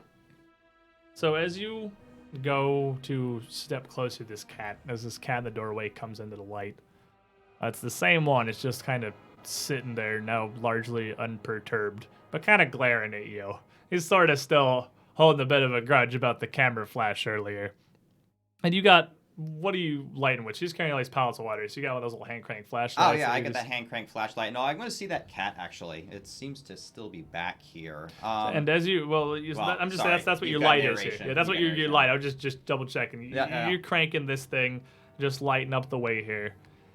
And as this cat looks at you and comes into the full view of the light, and you can see it's still this tabby again, it just hisses, and the light just stops, plunging the general store into complete and total darkness. You've got a bunch of these in your bag, but at the moment, your mindset is immediately just get out of the darkness. You know that is where they live. You don't know what they do, but you cannot risk even spending seconds here. So the two of you bolt out to the Humvee. You got a couple cases of water. As they're starting it up, having a great time in the parking lot, you run out with a bag full of hand crank flashlights, some water, jump in, just screaming, "Go! Get away from here! We have to leave." You don't know what's going on, but you're not going to argue. Fortunately, the Humvee is working. It's got a plow, and you start driving. I guess, Derek, because you're closest, I'm going to go ahead and just put out the next candle there.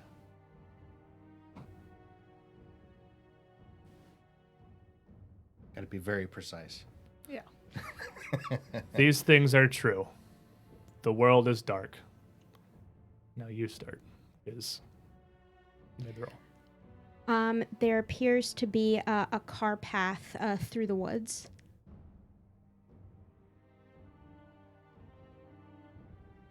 That's kind of a big leap, because that's too much of a leap for a truth. That's like Okay. you're jumping from in town to you're already out in the woods and there's a clear path. So The tires are weatherproofed. there you go. The tires are weatherproofed. As you make your way out of the parking lot, you can see that the lights are on in a building down the road. Just a random building. That's all I got so far. Okay.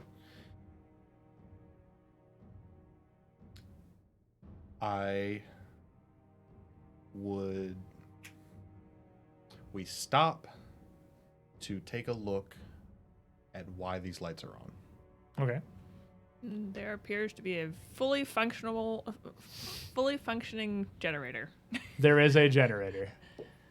Fully functioning is Okay. will be another like a condition. There is a generator.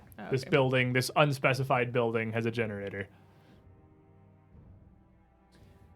Doug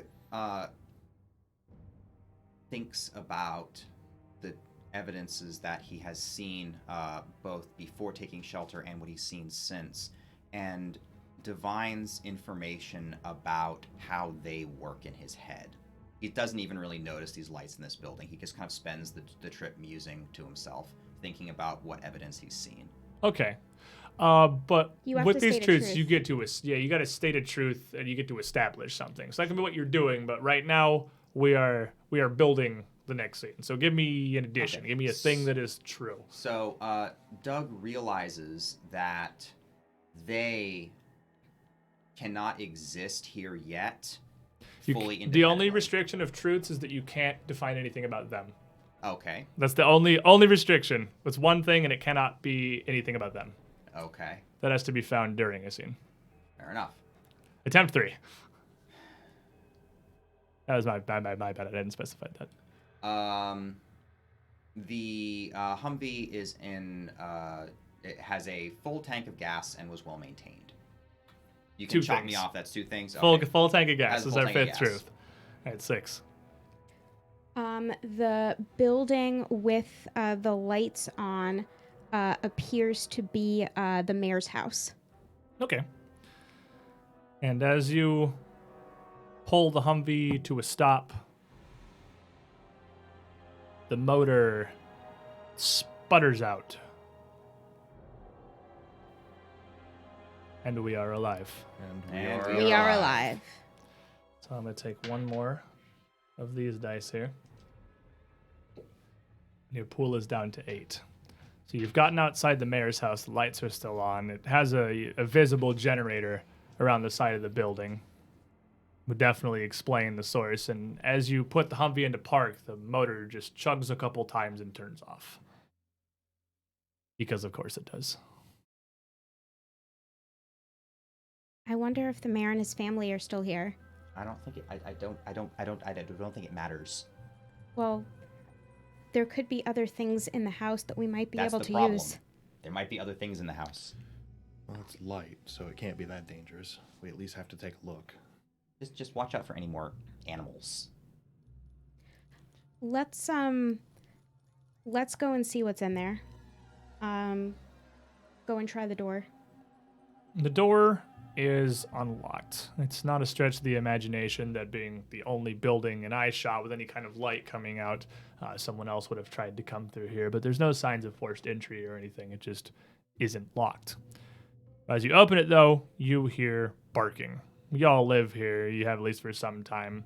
And a dog, not a very large one, smaller, maybe like a, let's go with a corgi, near the back with a little collar, just starts yapping from down the entryway towards you as people he doesn't recognize come in the front door. Inside the house? Inside the house, yeah. As you open the door, he just starts bark, bark, bark, bark, bark. Bark, bark, bark, bark, bark, bark. This thing is making a lot of noise, and thus far, every animal we've seen have just tried to attack us, so I'm going to kick this thing hard enough to break its ribs and put it down. I'm going to run at the corgi and kick it. Yes. Okay. So I'm going to tell you, not only is this a conflict, this is a dire conflict. If you want to run up and punt this corgi, this may have severely negative repercussions if you fail. Mm-hmm. But you do you want this to be your moment? Because I did look at your moment, and a moment roll is something that you do it to be a moment roll. This moment's not something you burn for rerolls. It is, this conflict is your moment.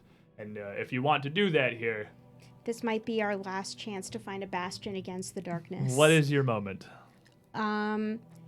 He looks into this vicious little dog's eyes as it seems to be uncharacteristically aggressive against them, and we want this house to ourselves. So he's gonna run towards that corgi like he did when he was a high school football athlete, and he's going to kick this thing into the wall so hard that its skull bashes open. He said no, he's tired of animals, clearly. Okay, let me just specify, your moment is running into a house and punting the mayor's corgi. This is what This hope is is. this is hope. No, Ah, this the is not war my hero moment. is Okay. This is just what I'm doing. I just read it like No, I don't know. this Okay, is so not my then- moment. Then I'm just- this is a dire conflict It's though, fine. because you may have obviously put together that these animals are something strange.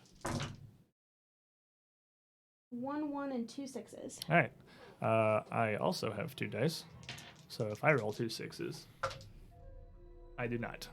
So you have narration rights. So you see him just kind of growl at almost a lower pitch than the corgi, run into the house, kick it with all of his strength, and smash this thing against the wall. It kind of goes and drops, and it stops breathing and doesn't move again. Oh God, you monster! Good to be safe. I'm just going to be standing in the doorway holding my forehead as No, to this why is we the, just this kicked is the the mayor's kind of dog. you see this is the kind of initiative we have to take around here. These are dangerous times. Could Nope. be anything out there. That was the Fucking- mayor's dog. Fucking Yeah, that little cat- yappy dogs. Get you a pit bull or a lab or something, but I You hear fucking this? hate Preach. these little Preach, yappy man. dogs. That felt so good. So you successfully obliterated the mayor's corgi. Doug's gonna go back out to the Hummer and try to fix it. All right, so The motor stopped, but the electrical systems are still working. The lights are on. yeah, so you go out and you pop the hood, and or are you gonna just try to start it again, or are you gonna try and? It's probably that it's still cold. That's the problem. We didn't wait long enough for it to heat up. It's a diesel. These things take forever. We'll to go heat ahead and up. roll me a check and. Sure. He has those tools with him that he got from the Fallout shelter. So That's pretty good.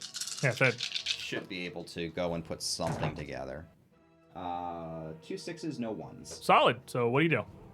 So he pops open the he pops open the hood and he sees that actually just the only thing that's happened is the distribute. I don't know. These ones have distributor caps actually, but it was loose. This one does. So he just kind of pops it back on, clicks it in, restarts the engine, and the Hummer comes back to life, and he just lets the diesel idle.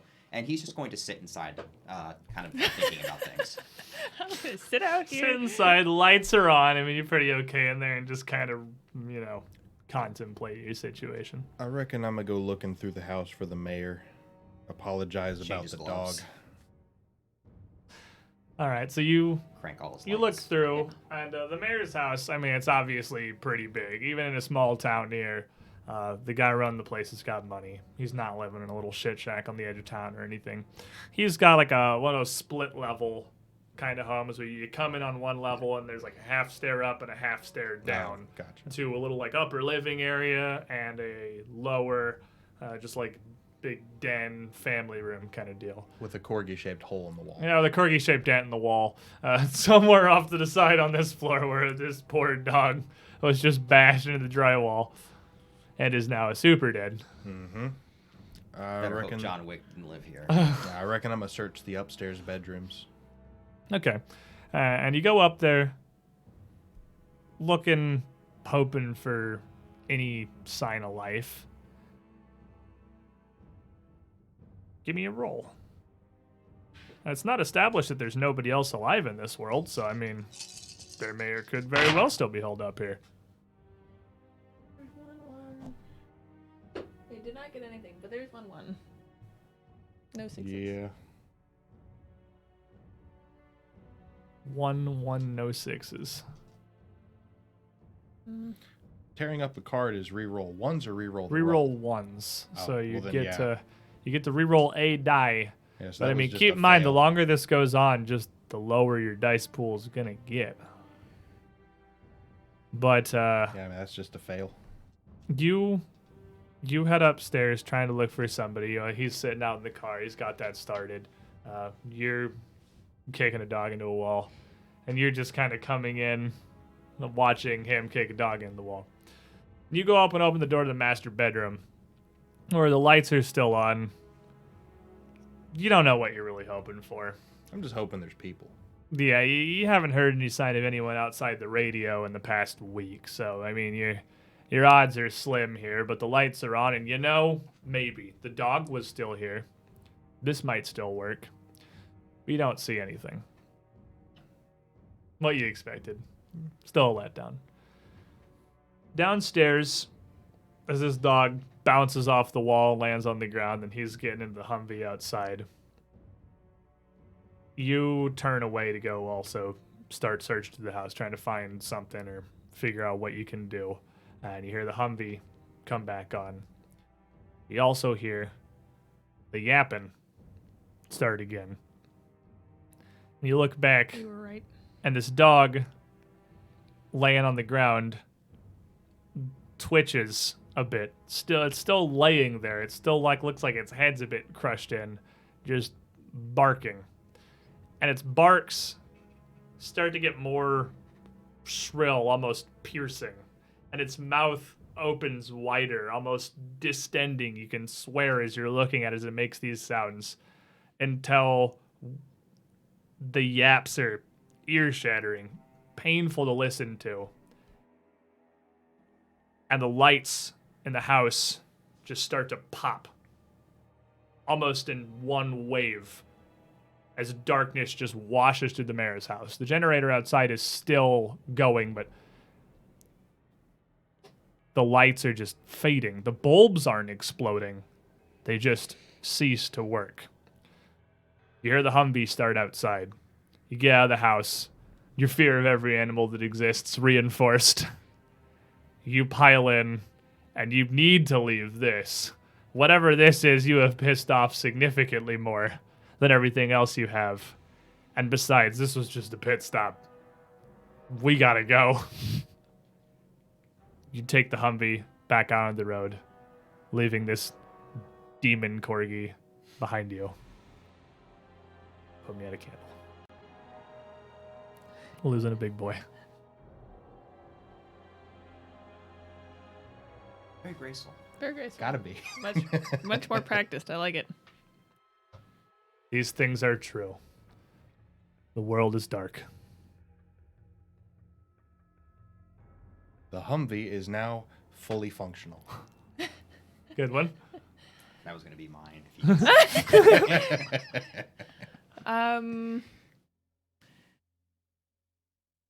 The roads are clear. Okay. my number 2. We're covering the bases. All right, We're all really trying to establish the things that are very important to us right now. The glove compartment contains a map of the area, allowing us to plot our route to our destination. Okay, that's 4. There is a full moon out. Okay. Oh, I thought there was no stars or something. Or anything. Oh yeah, there's nothing to the side, Oh, right? The skies are oh, that's skies right, the dark. skies are Never mind, dark. but Wouldn't that's like- matter 'cause yeah, there's there no could be a sun. full moon, but it's black. Yeah, there's no light in the sky at all. Just break the rules. Sorry. This is 4.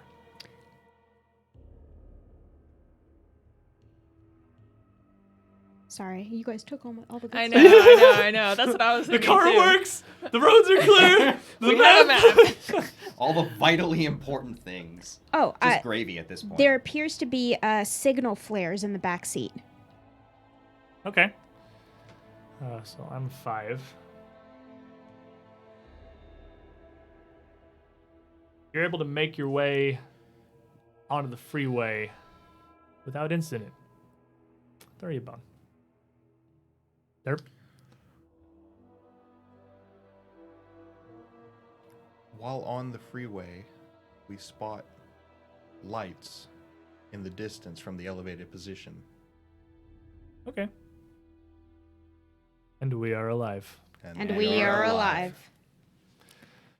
So, this next scene is the driving down the freeway. You can see a light, something in the distance.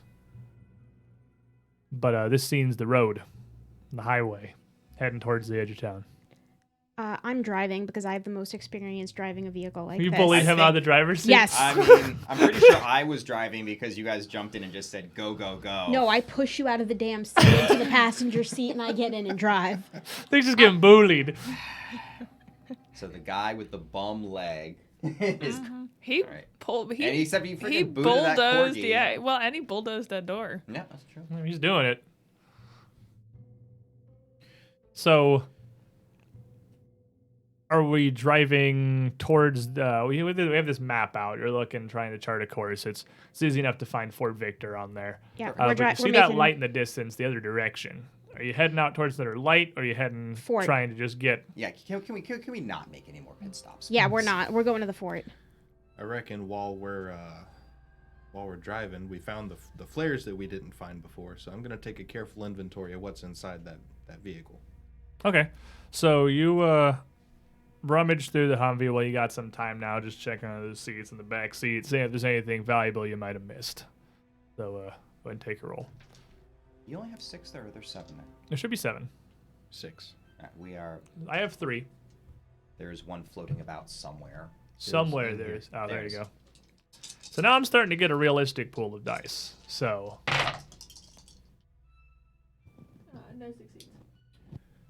That is And no ones. 5s all over the place, but not a single 6. as you're driving down the road, You're looking through here. You peek under the seat. And boy, what do you see if it isn't another little rat? This one is much smaller. And it's alone again, but curled up under the seat, just paralyzed, possibly with fear, just hiding under there. Trying to keep a low profile as this Humvee gets driven around and not to freak out and get smashed by the much larger, not tiny prey animals that are making up the people here in this Humvee. But as you look under, No, he doesn't get it. Oh, We he just doesn't? if Well, we're we putting failed. out oh, the candle's going out, so Yeah. I do get one. Yeah, because we failed. This we scene is didn't roll ending. You any failed. sixes. Nor did we roll any ones. Okay. So I do get one, but Even with no ones. yeah, Yeah, ones just come but out of the pool. If you don't fail, or if you don't succeed, if you don't get any sixes, that's where you lose a candle. You don't get any Yeah, sixes I or didn't get ones. any ones, so I couldn't even re-roll. Oh, and then the scene is done. Right. Okay. So, as you peer down and you see this rat underneath,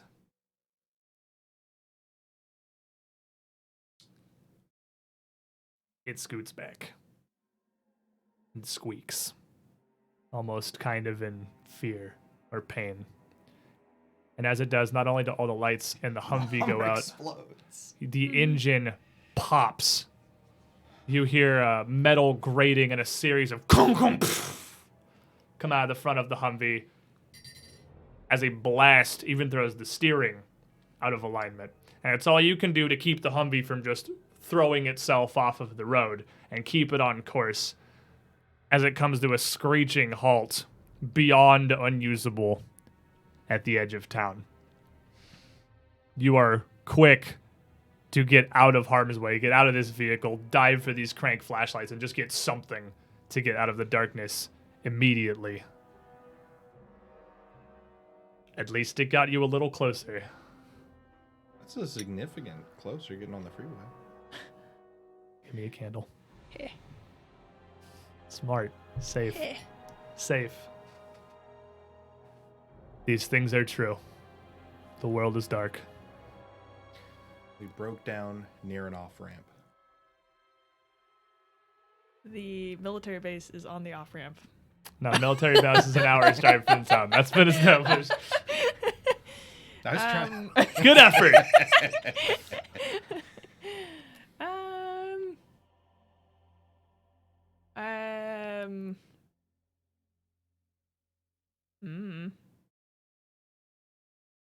You can establish anything. It can be anything about where you are, anything about something that happens, something in the area you're in. It can, and this is honestly the part we struggle the most with the game too, is trying to like truths, because this is more of the scene building than the scene is, honestly. I don't know. It can even be like everyone is unharmed. Everyone is unarmed. There you go.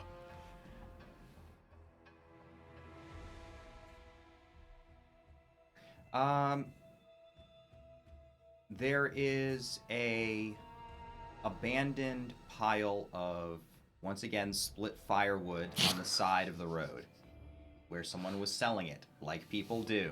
I'm sorry, I like to rationalize things. Do you really like the firewood also? As a Well, thing maybe we'll you- actually get to pick some up this time. Jen, 4. We've broken down near an apple orchard. And you can see a few wild deer in the distance who have just made their way into the orchard. Oh, God damn And we are alive. it. And We are alive. It doesn't sound hopeful. It's more like, God fucking damn it. Oh dear. So, you're near this apple orchard off the side of the freeway, where it would make a lot of rational sense that they just have a big pile of split firewood also from just around the forested area that they either use for their own or they were selling off. I mean, this is the middle of Idaho in the winter. It's cold and firewood's something you need. And at this point, just kind of stuck outside without any sort of a building to get into, no power, you're really starting to feel that January chill. This These deer are just kind of at the distance looking at you as deer do, unsure of what they should do because deer. I I don't like the way these animals are acting, and animals are afraid of fire, and these things don't like the light. Let's light a big ass bonfire, sit around it, warm up, and decide what to do. Let's just start with a normal-sized campfire so we have wood for later. Certainly are a lot of trees around here, though. I don't think we're carrying that wood very far, but it wouldn't be a bad idea to start a big one. We can just put it right on the road. It's not going to Okay. cause a fire on the road. All right, I'll start lugging logs over to start a fire. So you're keeping your distance here. You're going over towards like the building where they run this orchard, not going anywhere out near the orchard where the deer are. Still just kind of peering through the darkness, and bringing some firewood to pile up on the freeway, On the off-ramp. on the off ramp. Yeah. I'll start stacking it up, so that it will create a nice little contained blaze. Okay. And then I'll take out my lighter and I'll light it. So you, while you're spending time putting this fire together, what are you guys doing? I'm not doing anything that involves something that looks difficult that I could screw up. I'm just moving wood back and forth. You're helping load the wood. How about you? Yeah, I don't know. Just also standing there. Just Helping, kind I of guess. Keeping waiting for an eye on those stuff deer. to happen. Yeah, you're just eyeing back. Stare at you. Don't want anything to do with animals at this point. No trust, no faith whatsoever. So you get the pile up together, and I mean it's firewood. It's for this express purpose. It's not terribly difficult to get it started here in the middle of just some asphalt. You can clear space and you can get some kindling burnt. You get it to start to catch. It's not only light, it's also warmth, which is something that is very, very much welcome at this point. But still, it's only going to last so long. We can head off this off ramp, try and find something nearby, but we're not going to have many options around here. We're getting towards the edge of town. We need to stay by the road and the freeway because we know this path leads us to somewhere.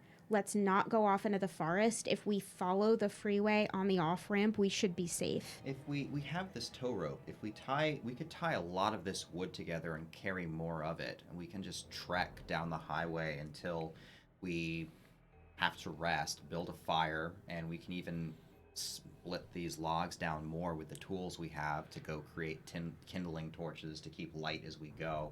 We could probably go pretty far with this. Okay, that's a good plan. As you're making this plan, you can see more deer just kind of appearing around in the orchard. Specifically in the orchard. Yeah, in the orchard, just kind of off in the distance, just about, you can barely make them out the edge of the lights from, I mean, you still got a couple of emergency lights with you and this growing campfire spreading its light out through the trees. But rather than backing off, it seems like more of them are just kind of gathering around. You can see occasional little antlers, little glints of eyes, just watching you, growing we'll in get number. to see if they're able to bleat the fire out. I think maybe I should shoot at them and scare them off. I think for now we should eat and have something to drink. That way we're a little bit more fresh for this journey. It's been a little while since we've had water. We need to ration it, so only a couple of ounces a person and a little bit of food, but energy and water is important. It's the only thing that's going to keep us alive. Well, especially if we're going to start trekking down the highway. Everyone have some, and remember, only a couple of ounces. We do have a campfire in the middle of winter with snow everywhere. So we can actually melt snow to refill the bottles Sure. if we have Well, to. you have a lot of snow. It's something that is not in short supply at all. So we'll all drink and have something to eat while we have a chance. Keep our energy up. Drink our fill, Drink our refill fill. the bottles. Refill the bottles with snow. Warm them till it melts. Put more snow in. Warm it till it melts. So as you're working this, you're sitting down. You can just slowly see these deer getting a little bit more brazen, just inching ever closer. From glimpses of heads and antlers, you're now seeing entire bodies standing now just maybe 20, 30 yards away. Oddly close. These creatures are notably skittish. It's kind Yeah. of the only thing most people really know about them, but they are curious, It seems that attracted as fire almost. that they seem to be. I don't know why they'd bother to try to possess animals. He'll take his camera out and zoom in and just take a flash picture. From that far, would the flash even really read? No, but it'll. He's looking to see what they do. If you want to take a flash picture of these deer, I don't care if it comes out right or not. I'm gonna have you I'm roll just seeing these. what they do. They'll have you roll these dice. You will have me roll those dice. and we'll figure out what they do. Do I care that much? Yeah. Well, I you're kinda doing do. it. I'm saying you're rolling the dice. All right. Believe. I have 2 6s and no 1s. Solid. So you have narration rights. So he takes a picture here. So can I talk about them now? Since I'm Yes, narrating in a you scene? can. Since you won narration rights on a scene that involves these things, you can to some extent say how they react. I mean, I will step in if you overstep your boundaries here, but I mean, you can detail a little bit of what happens with them. So it turns out that in the pitch blackness that is the surrounding area, and with the fire behind him, there's actually nothing to interrupt the flash as it goes off. So uncharacteristically, the flash is actually able to actually light up the deer well enough for a target. He already has the settings on the camera set for low light photography because there's literally no other kind of photography that exists anymore. And as it goes off and he looks at the picture, the deer kind of startle back, much as the cat did in reaction to the bright flash. And as he looks again at the picture, he'll kind of smile to himself. Yeah, that kind of makes a bit of sense. They don't... I think... I'm not positive yet, but light... It's sort of a...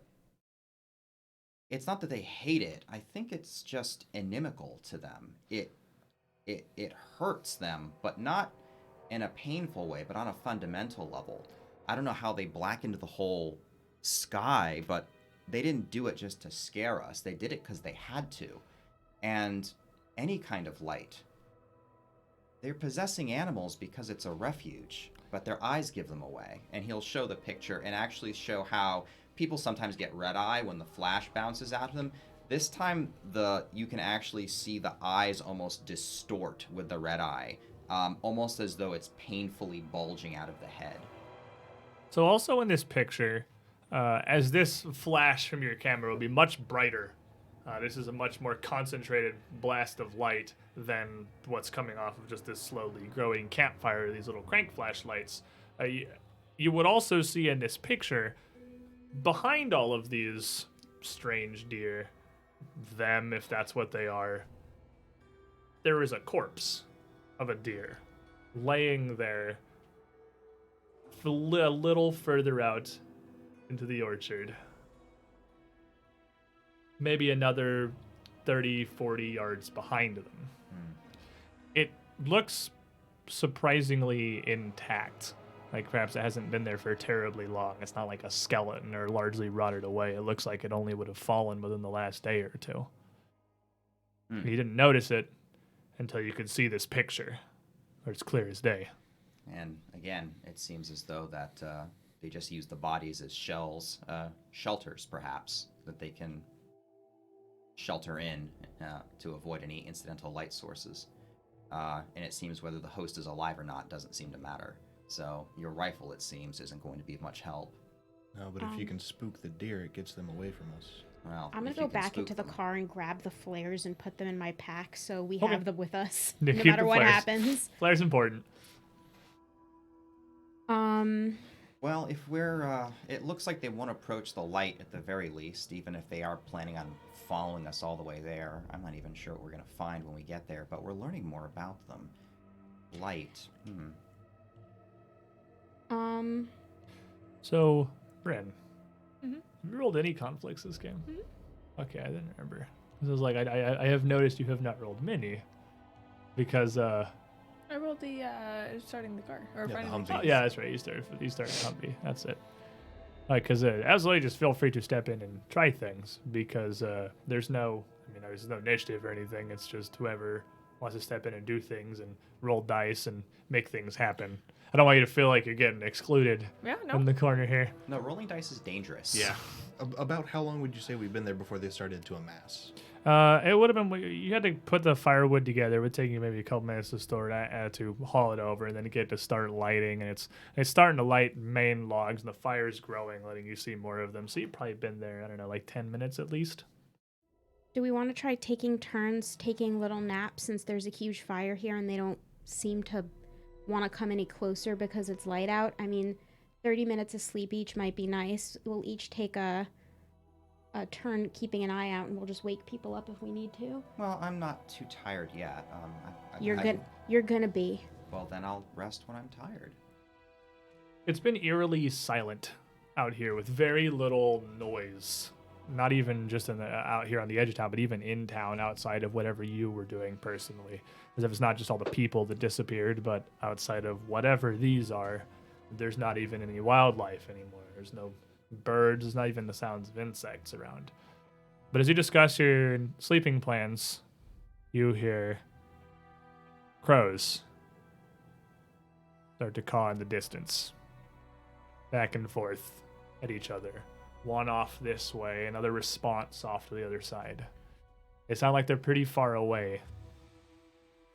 I'm going to shoulder my rifle and just look through the scope off where I'm hearing that, see if maybe there's a light. You got the light of a campfire. No, I'm looking for a light in the distance, which would be very obvious, like a reason the crows are there. Yeah, you're, I'd say looking through on the edge of town here, throughout this orchard and just the edge of town around it, you don't see any signs of other lights. Everything outside your campfire is just blackness. So there's no particular reason that I can see for them crowing. Again, they sound like they're fairly distant as well, but yeah, you don't see anything immediately apparent. Yeah, I'm not trying to use the scope. Yeah, The scope just, is useless. Just darkness. Trying to snipe a crow from 300 yards here through pitch black. But this is binoculars on a rifle. After you hear this call and response a couple of times, sounds like it's between 2 or 3 of them, you start to hear a couple more of these voices join in out in the distance. Still sounds like they're pretty far off. It's kind of hard to put together exactly where. It's the only real sound is echoing to the trees. I'm gonna think we got 2 choices here. Either we start putting more wood on this fire till it's big enough we can't be near it, or we start packing up and moving. We're not gonna outrun crows. We Here, don't- help me bundle this wood together. Okay. While they're bundling wood together, I'm gonna go off like I'm about to take a leak, and I'm gonna shoot up with some of the steroid I brought with me because that's what I'm addicted to. All right, fair. We're going full into the military man stereotype. I see. Sneak around the corner, like go and take a piss, and just take out this little syringe from a little pack that you've had with you. A little syringe, a little thing of gauze, and you just do your business off in the corner. While he's trying to tie up some of this wood, and I imagine you two are around, or helping. you still got your gun. I don't know if you're watching or helping, but you're Helping. nearby. As you're bundling this up, while he's off to the side, one of assumedly these crows flies in. You see him come in from the edge of the fire, from deeper in the orchard between the trees, and he's flapping directly at the campfire.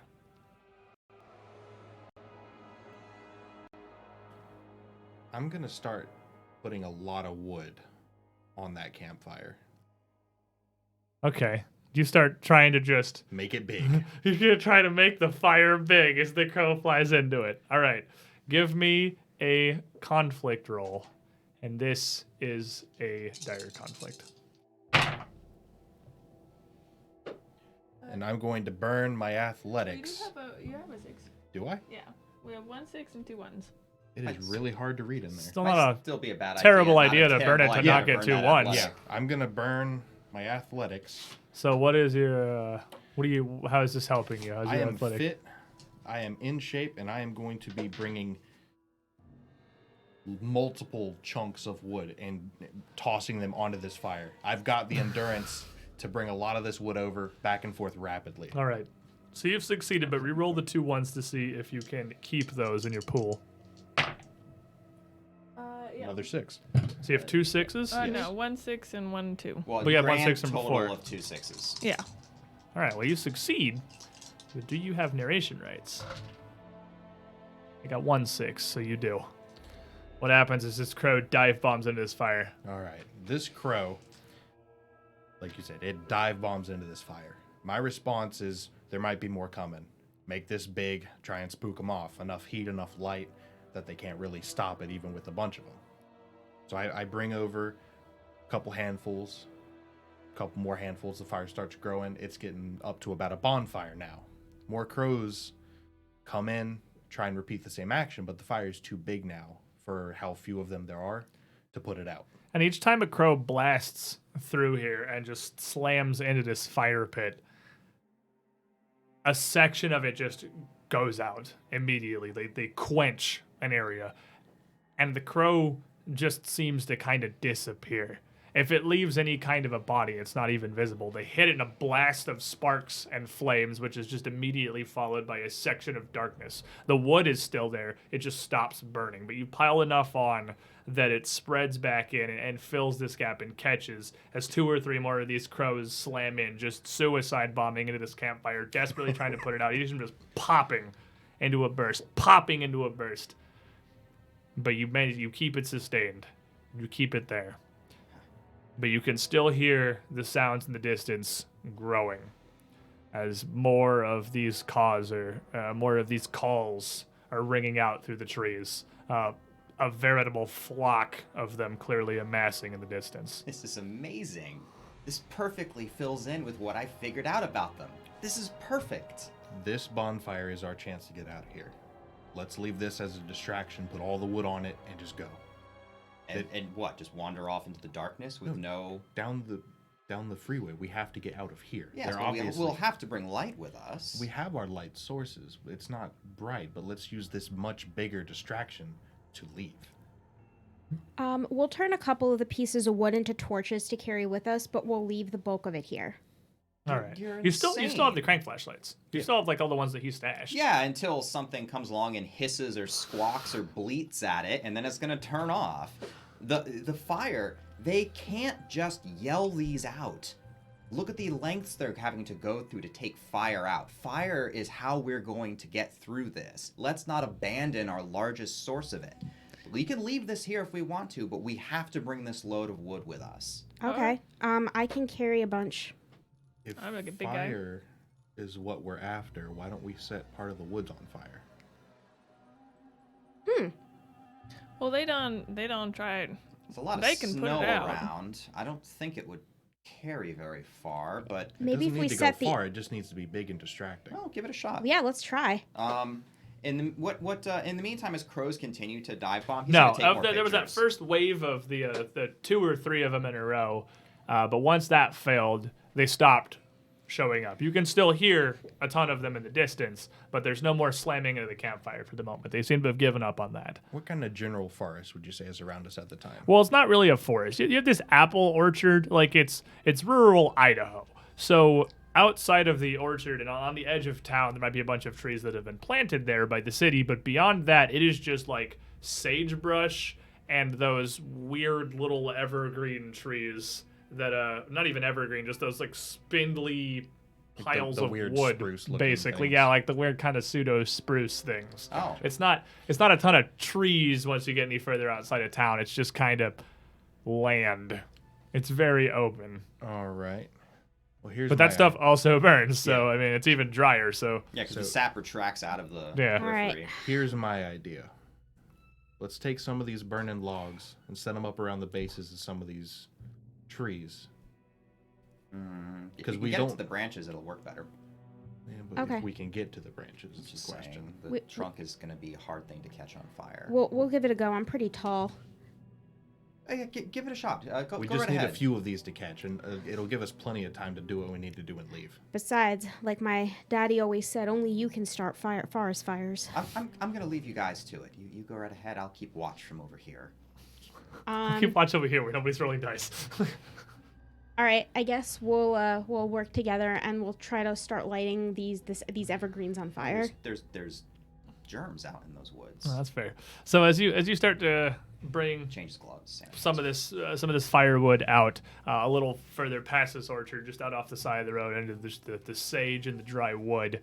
There is a bunch of snow on the ground, so it's not it is going to be kind of difficult to catch. So which of you wants to roll a conflict here and see if you can make this plan work? See if you can set Idaho on fire. I'm gonna set Idaho on fire, baby. Derp the Dice Master. Yeah. There are no 6s, no 1s. Oh, too much snow. Yeah, it's wet. It's January, and with any amount of snow on the ground, these real old, dried trees and bushes have sucked up everything they could. You can get a little bit of kindling, and you can get this firewood, these logs, but you just cannot get anything real to catch. And as you move away from this campfire, not terribly far, but give some distance, one of the deer comes charging out from the orchard, head down, antlers forward, and plows through your campfire.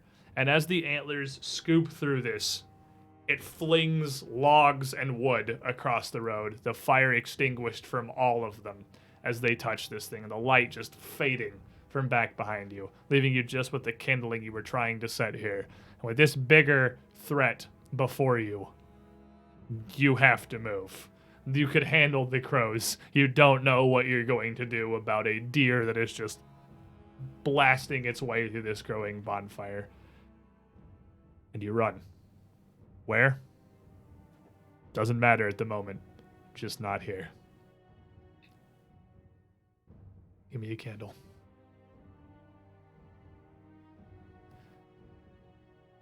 These things are true. The world is dark. We successfully got away from the deer that didn't really seem to chase us. I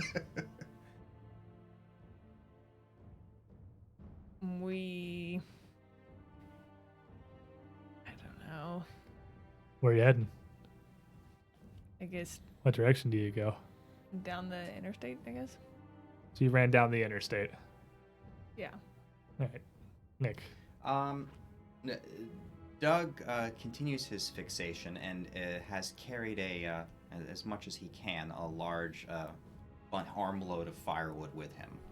Okay, you managed to get some firewood to carry with you. There isn't a large buildup of snow along the side of the road. And we are alive. And And we are alive. So you just run.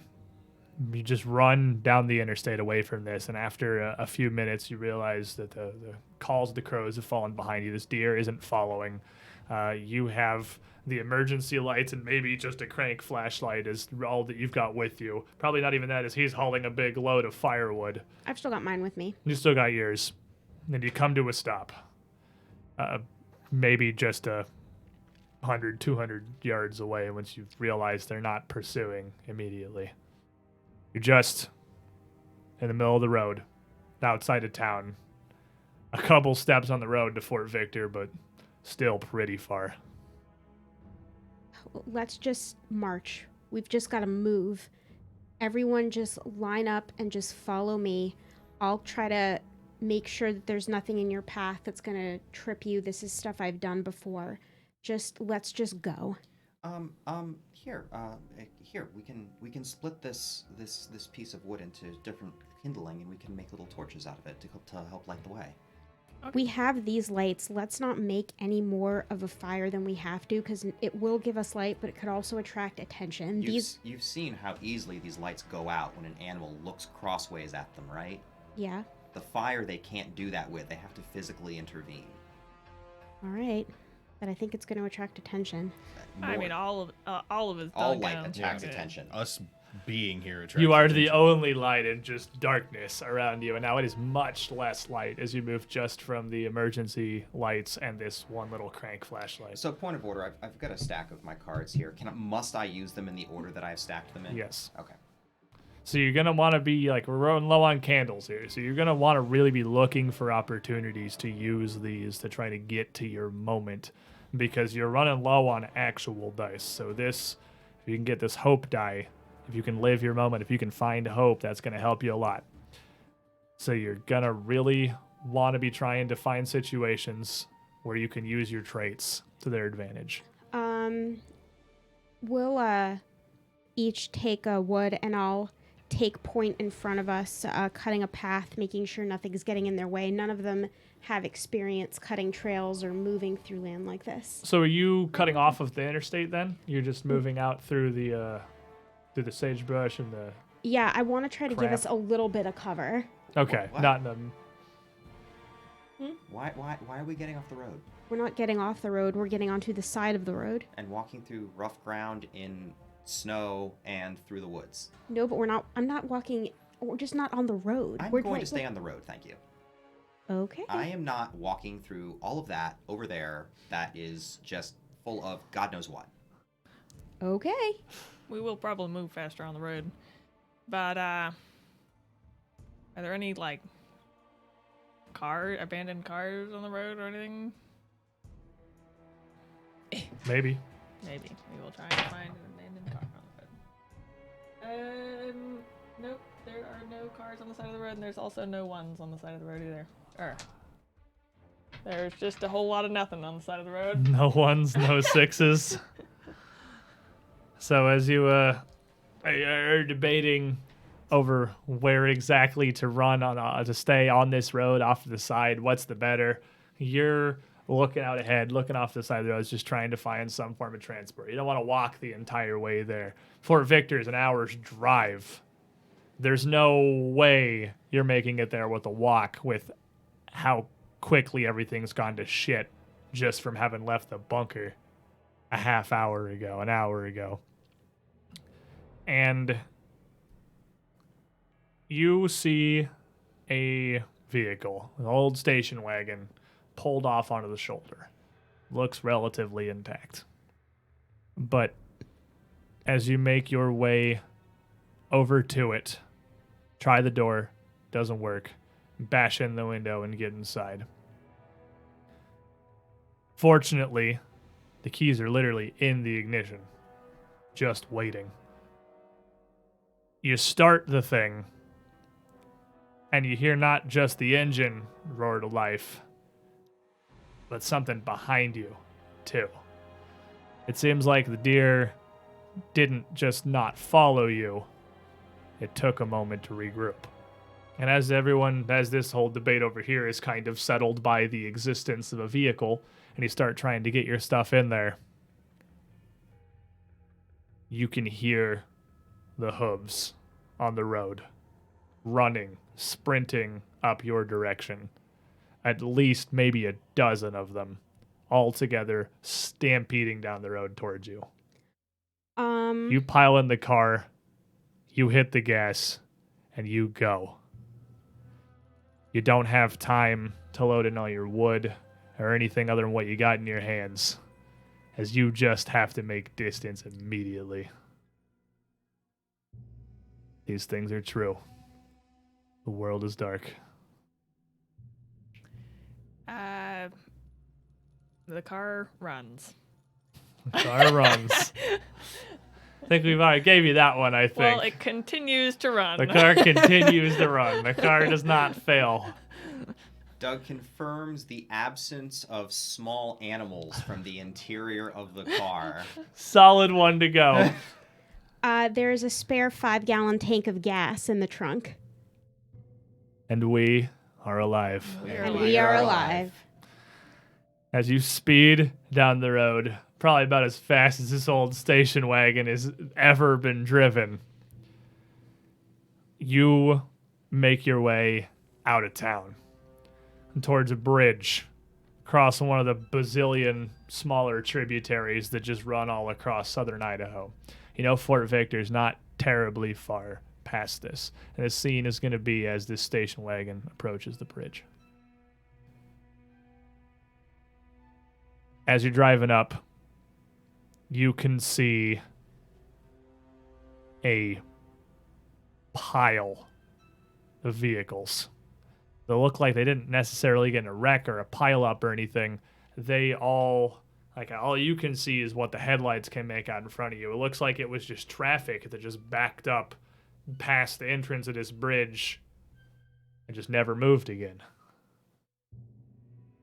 Looks like we're walking. Maybe we'll be able to salvage some out of these vehicles while we go. Yep. Yep, I guess we'll pile out. So you leave the car running because, I mean, headlights are Mhm. headlights. Headlights and are I mean, headlights. that's a whole lot of illumination going forward. And you're definitely going to use that for as long as you can and make your way up between the cars I'd bring the across gas the along bridge. with us. You Yeah. bring the 5 gallon. You bring the gas tank with you, an extra spare Now, 5 wait here gallon. one moment. I feel like it's the middle of Idaho. They don't have a whole lot of water around here. Is this river very deep? It would not be terribly deep. No, it's almost more of a creek than a river. There's only like 1 or 2 actual rivers. The one I run out of Idaho, and this isn't one of them. This isn't the Golden Gate Bridge. This is like 100-foot bridge, just kind of spanning more of a little chasm with some water at the bottom than it is an actual river. Maybe we can go up to the front of where all these cars are piled up and see if we can't get the front one to run. It's entirely possible. Yeah, we can see what happens. Now, I was having an idea that if we could find ourselves some bottles, we'd have some pretty handy light sources right here with this gas tank. Bottles and gasoline, like make like a. A Molotov? little firebomb. It doesn't need to work well, it just has to burn. I think the only bottles we have are, well, I guess. No, I think if you we, might have a water bottle on you, but that's made of plastic. if we just happen to find some somewhere, it'll be useful. Oh, something to keep in mind. All right, let's go try to find a car that works. So, what did you teach actually? I teach. I Gotta taught. be an asshole.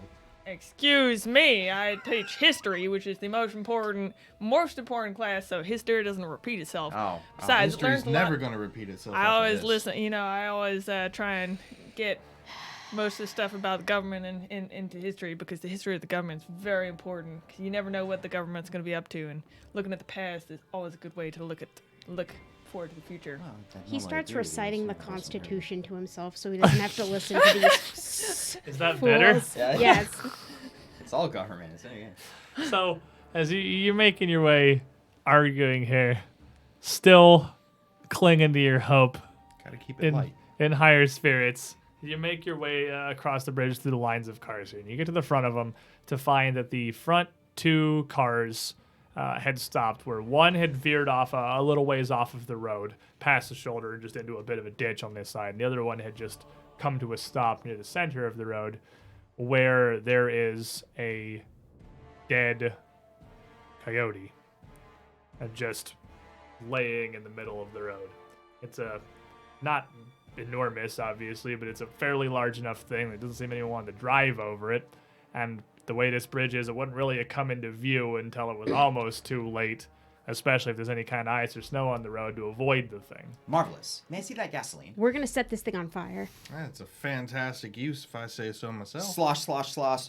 Burn it. Let's see what happens. So you dump a bunch of gas. Probably I saw like half a gallon. You want to dump a bunch of gas on this coyote and set it Set it on on fire fire. and see That what is- happens? That's Yes. exactly what I want Well, to do. do you want to tell me what happens, or am I going to tell you what I would happens? love to tell you what happens. We'll see if it works out that way. Hey, that thing is dirty.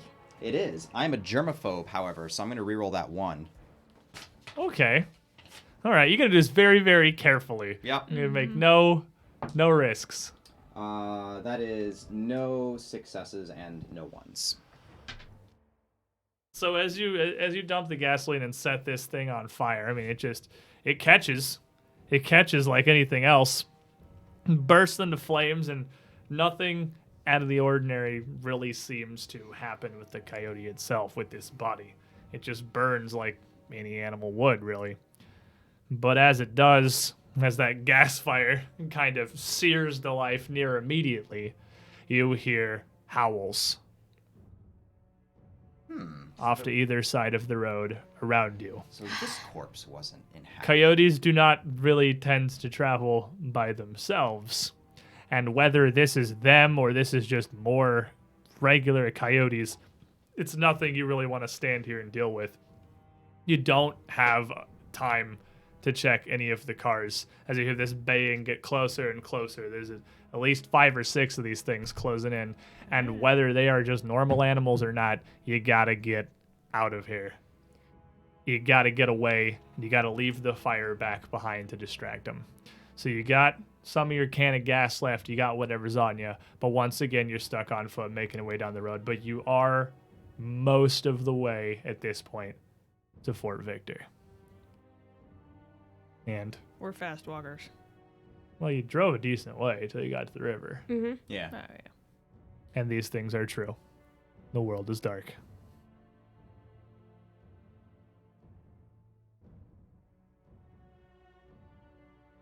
Nobody can roll sixes. Um.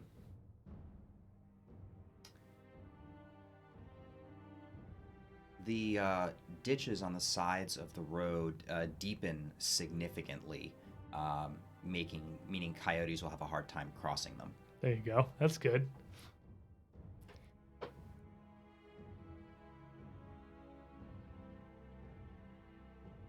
We can see the lights of Fort Bragg in a distance. Fort Victor. Okay. Yeah, you can see light coming from Fort Victor in the distance. And we are alive. And we are alive. So we're close to Fort Victor now. It's within reach, even on foot. That station wagon at least got you pretty far before you got slammed with all that traffic on the bridge. We're nearly there. But what are we doing? What's the area like around here? I don't know. What's the area like around here? You've made it down the interstate a ways. Like, At this we point, got it's across all the river, and we went, I guess, like yeah. uphill. The road is a bit raised up because the ground around is so like mountainous and erratic that to keep this level, it had these larger ditches on the sides. But beyond that, it's just more sagebrush and those wispy, dried little trees with just an inch or two of snow left across the whole thing. Have you ever heard about antimatter? What now? Exactly. Antimatter. It's like regular matter, but when it meets I'm regular gonna try to matter, keep them it moving at a annihilates, steady pace explodes, while they right? talk, so that we can get Okay. closer to the Things, fort. Them. What if they're so light? It's comprised of photons, right? What if these things are anti-photons? So light doesn't just hurt them; it actually annihilates. I'm gonna them. start eating a little bit of my rations too, and trying Wow. to ignore It everything would he's saying, actually while making sure explain none of us fall lot into how a we've hole. seen it. It would also I'm gonna read explain over some the of the map. wounds Wait, that I've wait, wait, seen you on guys, hold people on. who've died. It's not a. It looks like a burn, but it's not just a burn. There's no heat source, there's no charring, but it looks more of like a corrosion. That's something similar to what would happen with just a sudden burst of energy. An anti-photon could explain why they hate the light so much and why they have to hide inside animals. Also, seeing as how that corpse of a coyote was just laying there with nothing in it also implies that they're not omnipresent. They're not everywhere. At this point, I I don't know what's worse. I do wonder how we would destroy them though if they're just some kind of matter. Well, light seems to be the key. Yeah, Look but at we those can't get crows. enough. We can barely get enough light around here to start a flashlight. That's Come on. true. They try not to let us. We're getting closer to the fort. Everyone keep their spirits up and don't waste your energy. What do you think I'm doing? Let's go. Come on.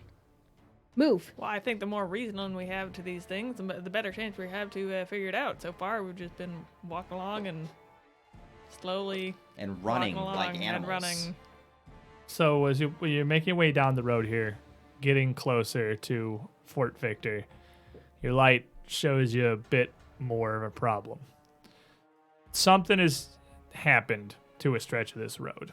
You got these big ditches on either side. I mean, you can get across, but it's not super easy, especially in the dark. But it almost looks like an earthquake or something when you through here, like a fissure of some sort. The road is just cracked and split. What starts looking like just a couple of potholes in the end of your light becomes just a pit in the middle of the road where it just looks like it's separated about 8 to 10 feet, dropping down, well, a reasonable distance. This isn't a pit into oblivion or anything, but if you fall off that, that's a good 15, 20-foot fall. That's going to hurt. And here at the end of this road, it's just ditches, deep ditches on either side, and uneven earth. and a chasm in front of you. About how big is the chasm along? Like 5, Like I said, 6 but feet? I said like 8-ish feet. 8-ish feet? From this end of the road to the other end of the road. That's far enough. We can't just jump across. We can make a rope bridge, though. How are we gonna anchor it to the other side? Yeah, there's just road over there. But what According- we could do, According to the map, we could go around, but it's gonna cost some time. we'd have to cross the ditch too. But the metal guardrails on the side, they're bolted on. I still have the tools. Out this far in nowhere, Idaho, the road doesn't even have guardrails running all the way up and down the interstate. It's just asphalt and then earth. And then We're on ditch. just a road at this point. Yeah, it's just a road. The closest thing is this street sign. There would be one speed limit sign off the side of the road, just kind of off kilter, reading 85. But that's the only real metal nearby. If I can get across, I could throw you rope and pull you across. How are you gonna get across? Jump. Oh, You're insane. maybe Shouldn't I that- should jump since you have a bum knee. I'm a pretty stout fellow over here. I think I'm the one with the most chances of making that jump. Oh, I could probably just throw you across since you're such a lightweight over here. Uh-huh. Well, it's about an 8-foot gap, right? So that sign, I don't know how much of the metal is buried in the ground, and we'd have a hell of a time digging it up. I think this boy could probably jump across. I mean, maybe I mean, If we tie some rope around his waist, if he doesn't make the jump, we can always pull him back up. Just slam him retrieve into me. the side of the Yeah. slam into the side of the Retrieve crane is here. injured. Yeah, I reckon that's what we're going for. Is we're gonna try and set up a rope bridge, and I'm gonna jump across. We do still have some of this tear up. You lost a lot of stuff as you've been forced on the run here, but you got enough to tie you up so at least you won't fall down a 20-foot pit to the bottom. But this is still very much going to be a dire conflict if you're going for it. I could do it. You don't have to risk this. We all have to risk this, We right? all got to. Well, before you look at that, Uh-huh. That's dice. We can't see it might- anyway.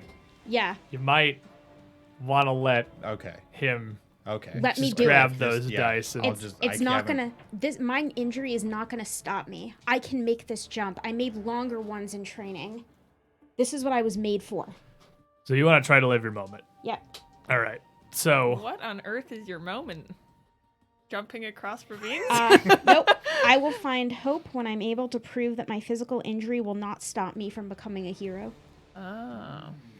So you don't want this kid Risking his risking life for his this. life. You're gonna step in here. If somebody's gonna die, Yeah, it you- should be me. Your knee might be fucked up, but you've done stuff like this before. I mean, you were a Marine. You've been through way worse than boot.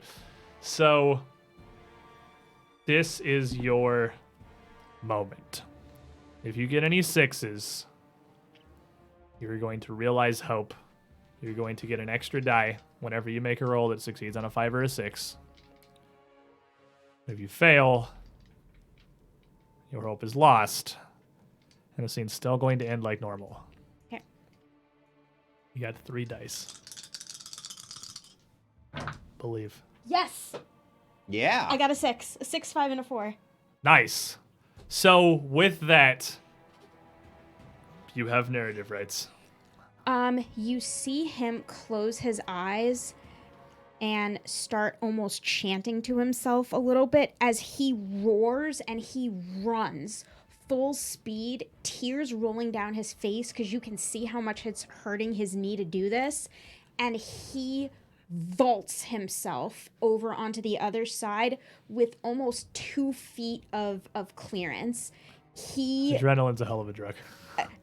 he has done what it looked like he would never be able to do again. He overcame his knee injury no matter how much it hurt, and he got to the other side.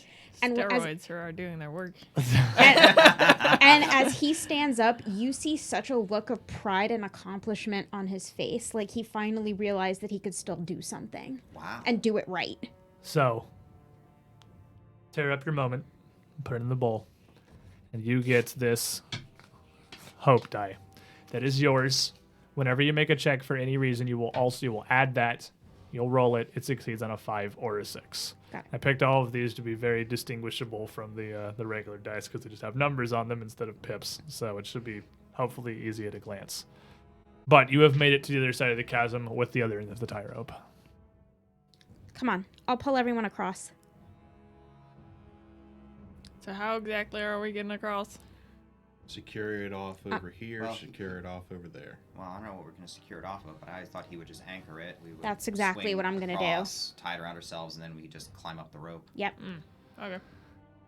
It's only going to be about 8 feet of rope, so because that's the distance across the chasm. So you're still going to have a bit of a drop hitting, and you're going to hit the wall on the other side. And it's not going to feel great. But I'm not But, gonna let him fall. Yeah, but it's going to be something that you can do. And it's going to take you some time where Sanitizer. each of you, in turn, tie this rope off, steel yourselves, and get hauled across the chasm and up on the other side. It only gets easier the more you go because there's more and more of you to brace at the other end. And soon enough, after a little while of effort, the 4 of you cross this chasm, the other side of the road, Fort Victor ahead of you. We'll make soldiers of us all yet. Let's go. Not too much farther. I knew we'd make it. So as you make your way up, you can see lights. Fort Victor still appears to have power for now. It would make sense. It's a military base. It's got not just generators, it's got its own grid in case of exactly this kind of thing happening. But as you make your way up towards it, you can hear, again, the calls of the crows in the distance, calling out behind you, getting closer, gathering up in number again. You still got a little ways to make it up to the fort itself. Let's double time it. We're gonna have to stop these crows from making it there before we do. How are we going to stop crows from doing anything? Fire. I could throw up the flares. We could No. distract him and keep moving. I'm gonna take this tank of gas, and I'm gonna set the side over here ablaze. That's actually not a bad idea. Okay. All right, so as you try to make a distraction behind you, like you distracted the crows before with the bonfire, give me a conflict check. And this one's a bit dire. There are only 3, 3, 4. I was hoping to burn this. You're trying. You're going for it. Just not getting any ones. Mm-hmm. So as you go, you dump out this gas on the side of the road here, and you try. I haven't even had to roll against you guys for narration rights like at all because you guys haven't just suck. succeeded in like Yeah. 5 candles except in a moment. You dump this gas and you light this fire on the side of the road, and you absolutely do the job of getting their attention. As this fire lights up, your vision, your field of view here grows as this blaze casts out a lot more of these crank flashlights or little scraps of what you're holding on to. And you can hear the wings, almost just feel the seething hatred of this flock. But they slam down not into the fire, but into you. And they don't burst like when they were hitting the campfire before. You get bombarded by these things. Beaks, talons, ripping through you. A cascade of these birds the rest of you can see, almost just like a full shadow of a flock just throwing itself at you. And you stumble away. You make distance. This gas fire is enough that they don't persist. It stems the tide a bit, it scatters them, but not before you're pretty grievously injured, bloodied, and desperately in need of medical attention to make it much further. Give me a candle.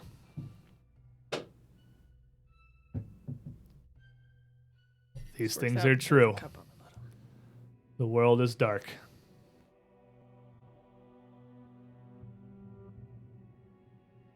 We're close enough to get assistance from the fort. And we are alive. And we we are- are. And We're we are alive. alive. If barely. So as you make it up towards that fort, you can hear callouts.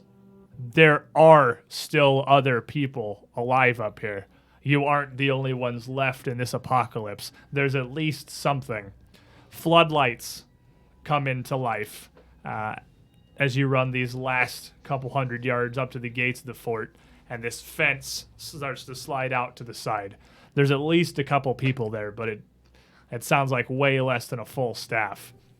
It's enough to scatter the crows for now, but you can still hear them cawing. You can still hear the flaps of wings just outside of the light here, circling, still flocking around you, waiting for an opportunity. Can he walk?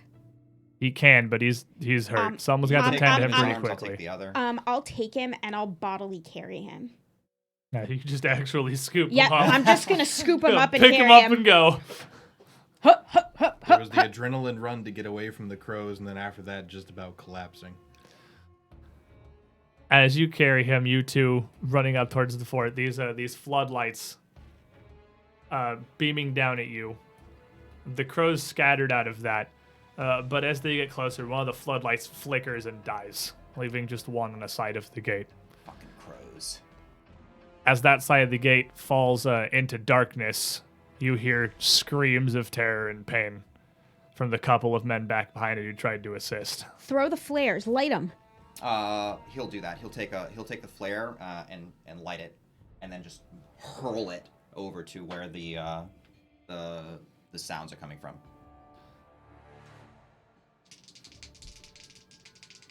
Believe. Can't read it. No, failure.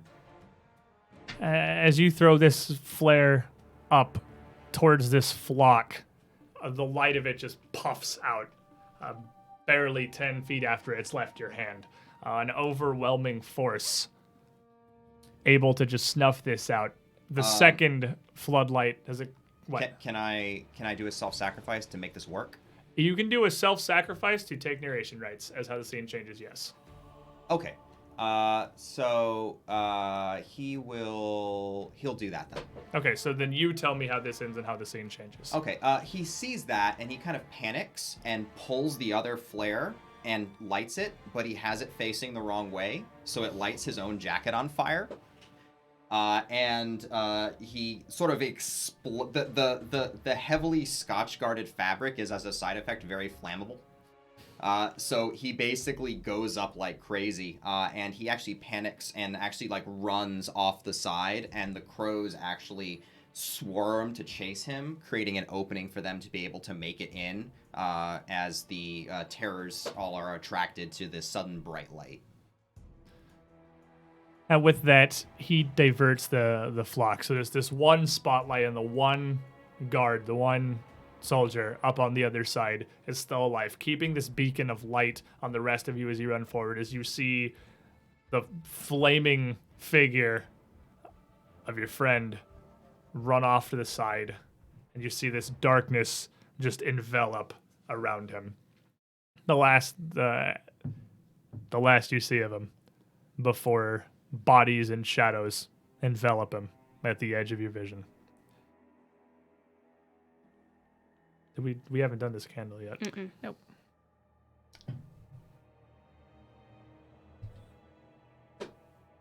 These things are true.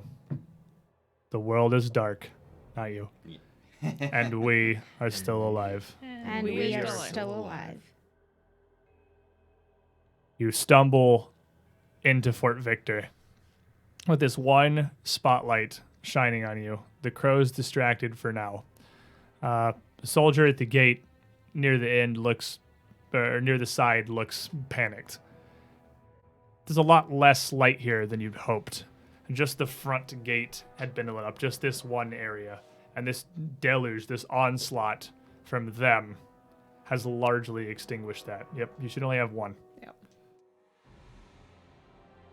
As he turns his own light on his vest, very dim, he is wordless in near panic, just looking across the three of you, completely at a loss as to what he just saw.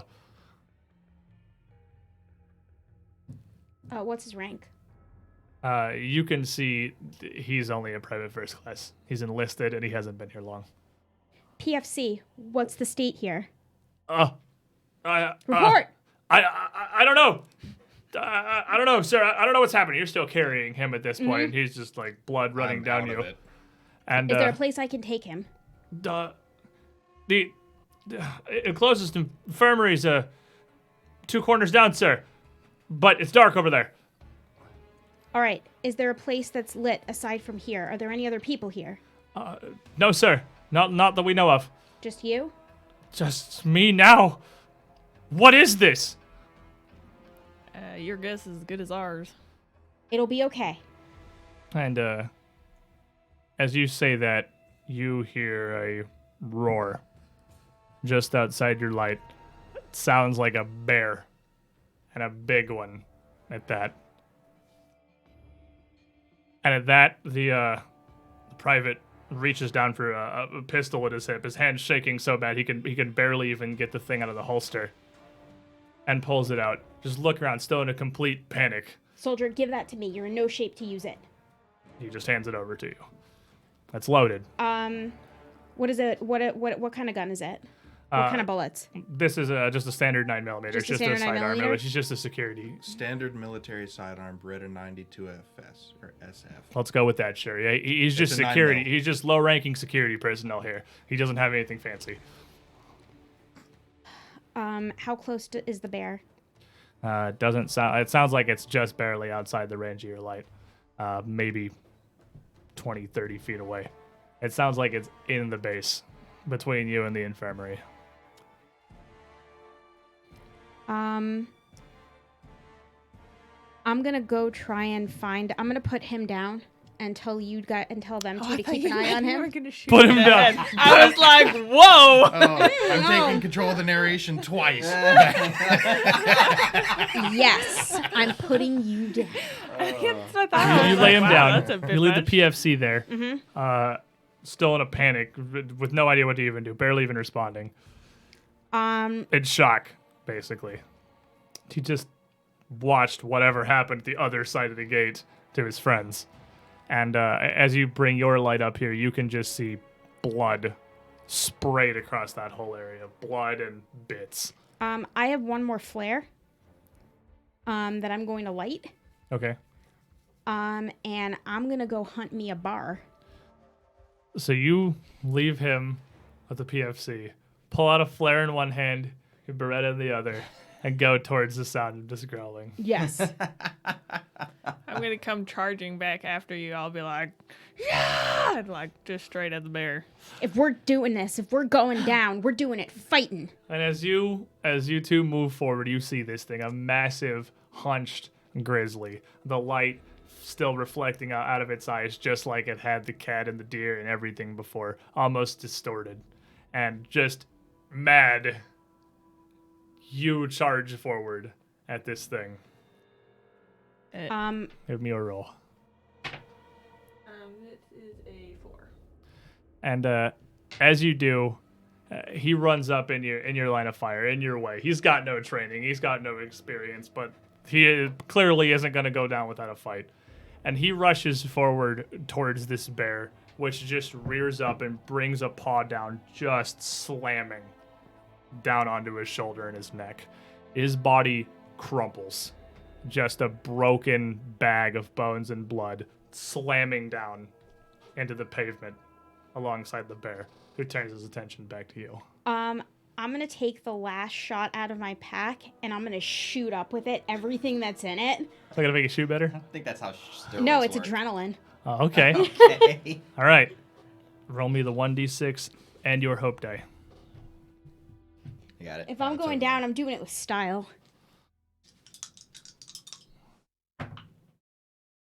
Nope, Nothing? nothing. You slam this adrenaline. I did get a 1. You can... I am hedonistic. This All is right. a fairly hedonistic thing to do. All right. You are You shooting can up. re-roll the 1. You Yeah. can absolutely still re-roll the 1. And it was on my hero die, so it's. Oh, that's good, because that's only for 5 or 6. Nope. We just can't roll this game. But still, you shoot up and loose bullets into this bear as it charges you, but you have a little 9mm sidearm, and this is a goddamn grizzly bear. Even if it were a regular grizzly bear, that would just piss it off at anything. Wouldn't slow it down. you down, still injured with the PFC, and see his flare and the flashes. You hear the gunshots and just see that light snuffed out of existence with a crunch. The PFC is, at this point, kneels down, seeing how injured you are, but still hasn't said anything. He's just almost he's completely overwhelmed. He's gone almost totally into shock. He's barely even reacting. And you hear this grizzly bear stampeding towards you.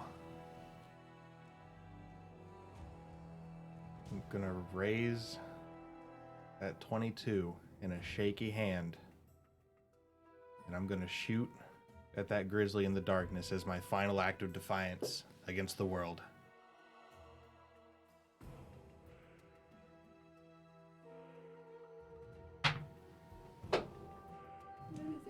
I have rolled so many fives, it's not even funny.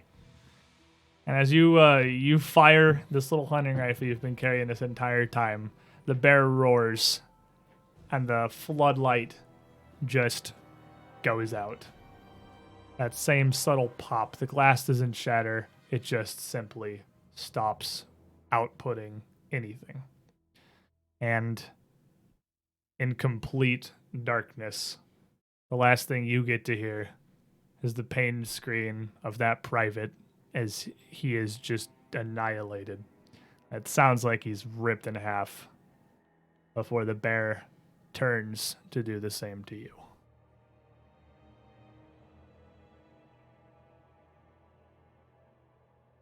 These things are true. The world is dark.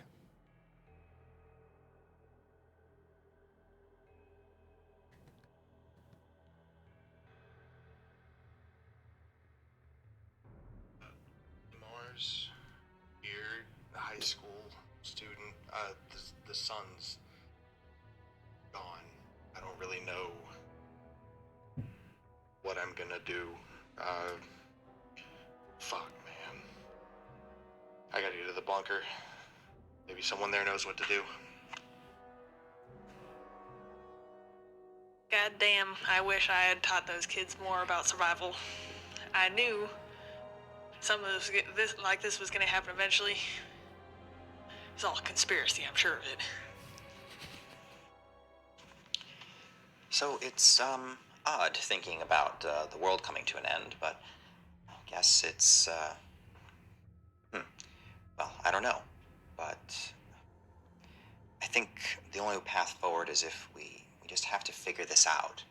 That's what happens. That's what we have to do. This is Lance Crawford talking to you from outside the Army-Navy store. I've stored the last of my munitions and guns, and I'm going to the bunker. May God help us all.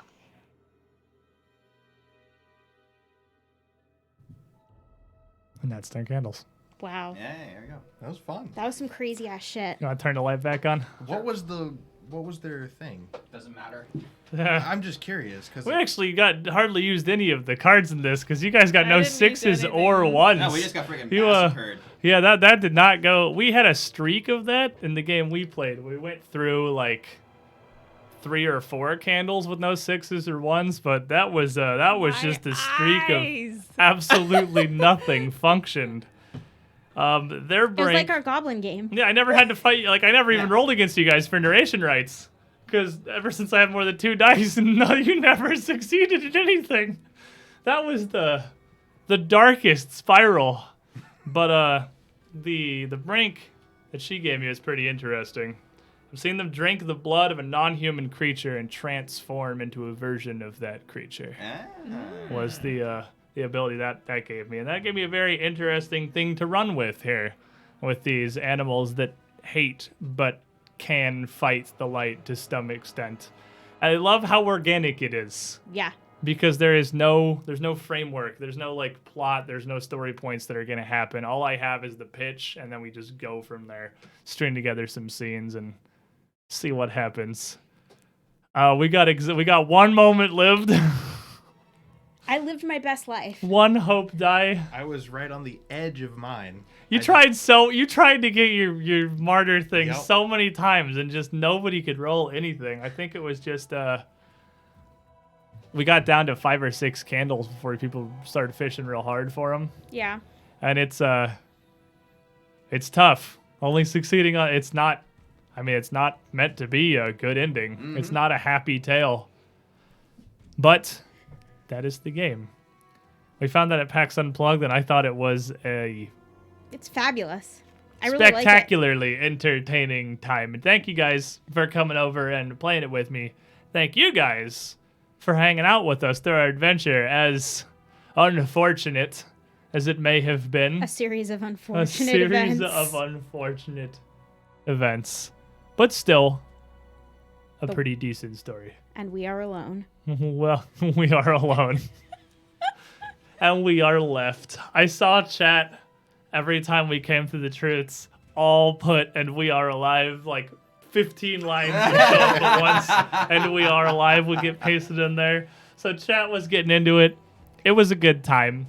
I mean, I had this all set up and planned as a one-off, but of course, I mean, it is a game that can be played again.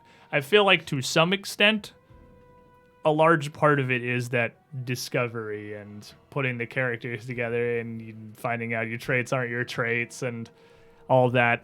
So it would be a little less, but it definitely has replayability. No, I love it. Yeah. I think you could play it in multiple different situations with multiple it different completely scenarios. Change the environment. The Yeah. game Yeah, and I changes mean, drastically. what they are is going to be completely different Yep. based on what card comes out. Yeah, what they are from the can person near. change, but the overall scenario is still the same. So you'd be limited into. Well, I I guess mean, you could explore survival in a different city? ways to try to. Well, there are live. some. That's just like the pitch. That was just like the most basic pitch is Uh-huh. get to Fort Victor. The other one I thought about doing, I asked Brent about this, and because I thought it'd be a cool idea, but it was maybe too out there for trying to get a grasp on the environment as well as the game. Is a pitch that you are astronauts on an international moon base, and when the sky goes dark, you lose Earth. And it's just blackness, and you're trying to get to this emergency rocket to launch back there. Like, there are some very different scenarios in here. Why I mean, in the it's world would you want to go back there? because you don't know why it's gone. That's well, fair. on the moon, It just you turns have a into timer. Ridley. That's true. Because you could have a prompt, like your prompt could be anything. The only real constant is the world is dark and they have arrived. Everything else around that is going to be a completely unique story that gets built as the game is played. Yeah. I But- think we could do it again sometime. It would be It was really fun. fun. There's I mean, the interesting thing is I know you guys haven't role played very much aside with Pathfinder, but there are so many like cool little systems that people don't really see a lot or experience a lot. Like Terra Incognita, I think is fun, especially for like a little like short thing. I really like it. And Yeah, there are bazillions there's of a RPG systems, and Yeah. Pathfinder is pretty much all that we've played. And so I played like, a fudge system game once where my character sheet literally didn't change for 8 months because I was blowing my experience points to keep people alive. Uh-huh. When I played this at PAX Unplugged, that was the first time I'd played anything like this. Also, I had This is no. unique. I've never really seen something like this Although- before. It's pretty cool. you know what's a little Nobody bit got to the brink, which is kind of sad. But it's like no one could get to the stack of cards because every check was a failure and no ones. Yep. Another system that's kind of interesting, and Nick, I forget what the Dresden system is called, but it kind of has those strengths It's and based off weaknesses. of Fate. It's based off the Fate system, and it kind of uses fudge dice too. But it's a little abstract. But It's abstract in the way, interesting. in a similar way that this game is, where you have a strength and you have a weakness. It's not. No. Like there's a gazillion rules for it. There But it has is- rules. Yeah, this It this has barely rules. has rules. It's just like a storytelling environment. but it's for you very to use. storytelling driven, which I like. But So now we go burn all the cards. we go burn all the cards. Index cards are surprisingly high to burn. I did try that before the stream had started. Thank you guys, seriously, for hanging out with us. I've been really excited to run this since, well, I got it ran for me at PAX Unplugged a month ago because it's such a ridiculously unique experience. The game's 10 candles. It's just this little book is all that it is. You can buy it on the internet, I'm sure, via the Googles. I have to pee super bad. So here is where we end this particular adventure, everybody. I will see you all Monday will be the next stream. And that stream is going to be the finale of the War for the Crown. 5 p.m. Eastern over at twitch.tv/officialpaizo with our much more standard tabletop RPG experience. Good night, everybody. Good night. And good luck.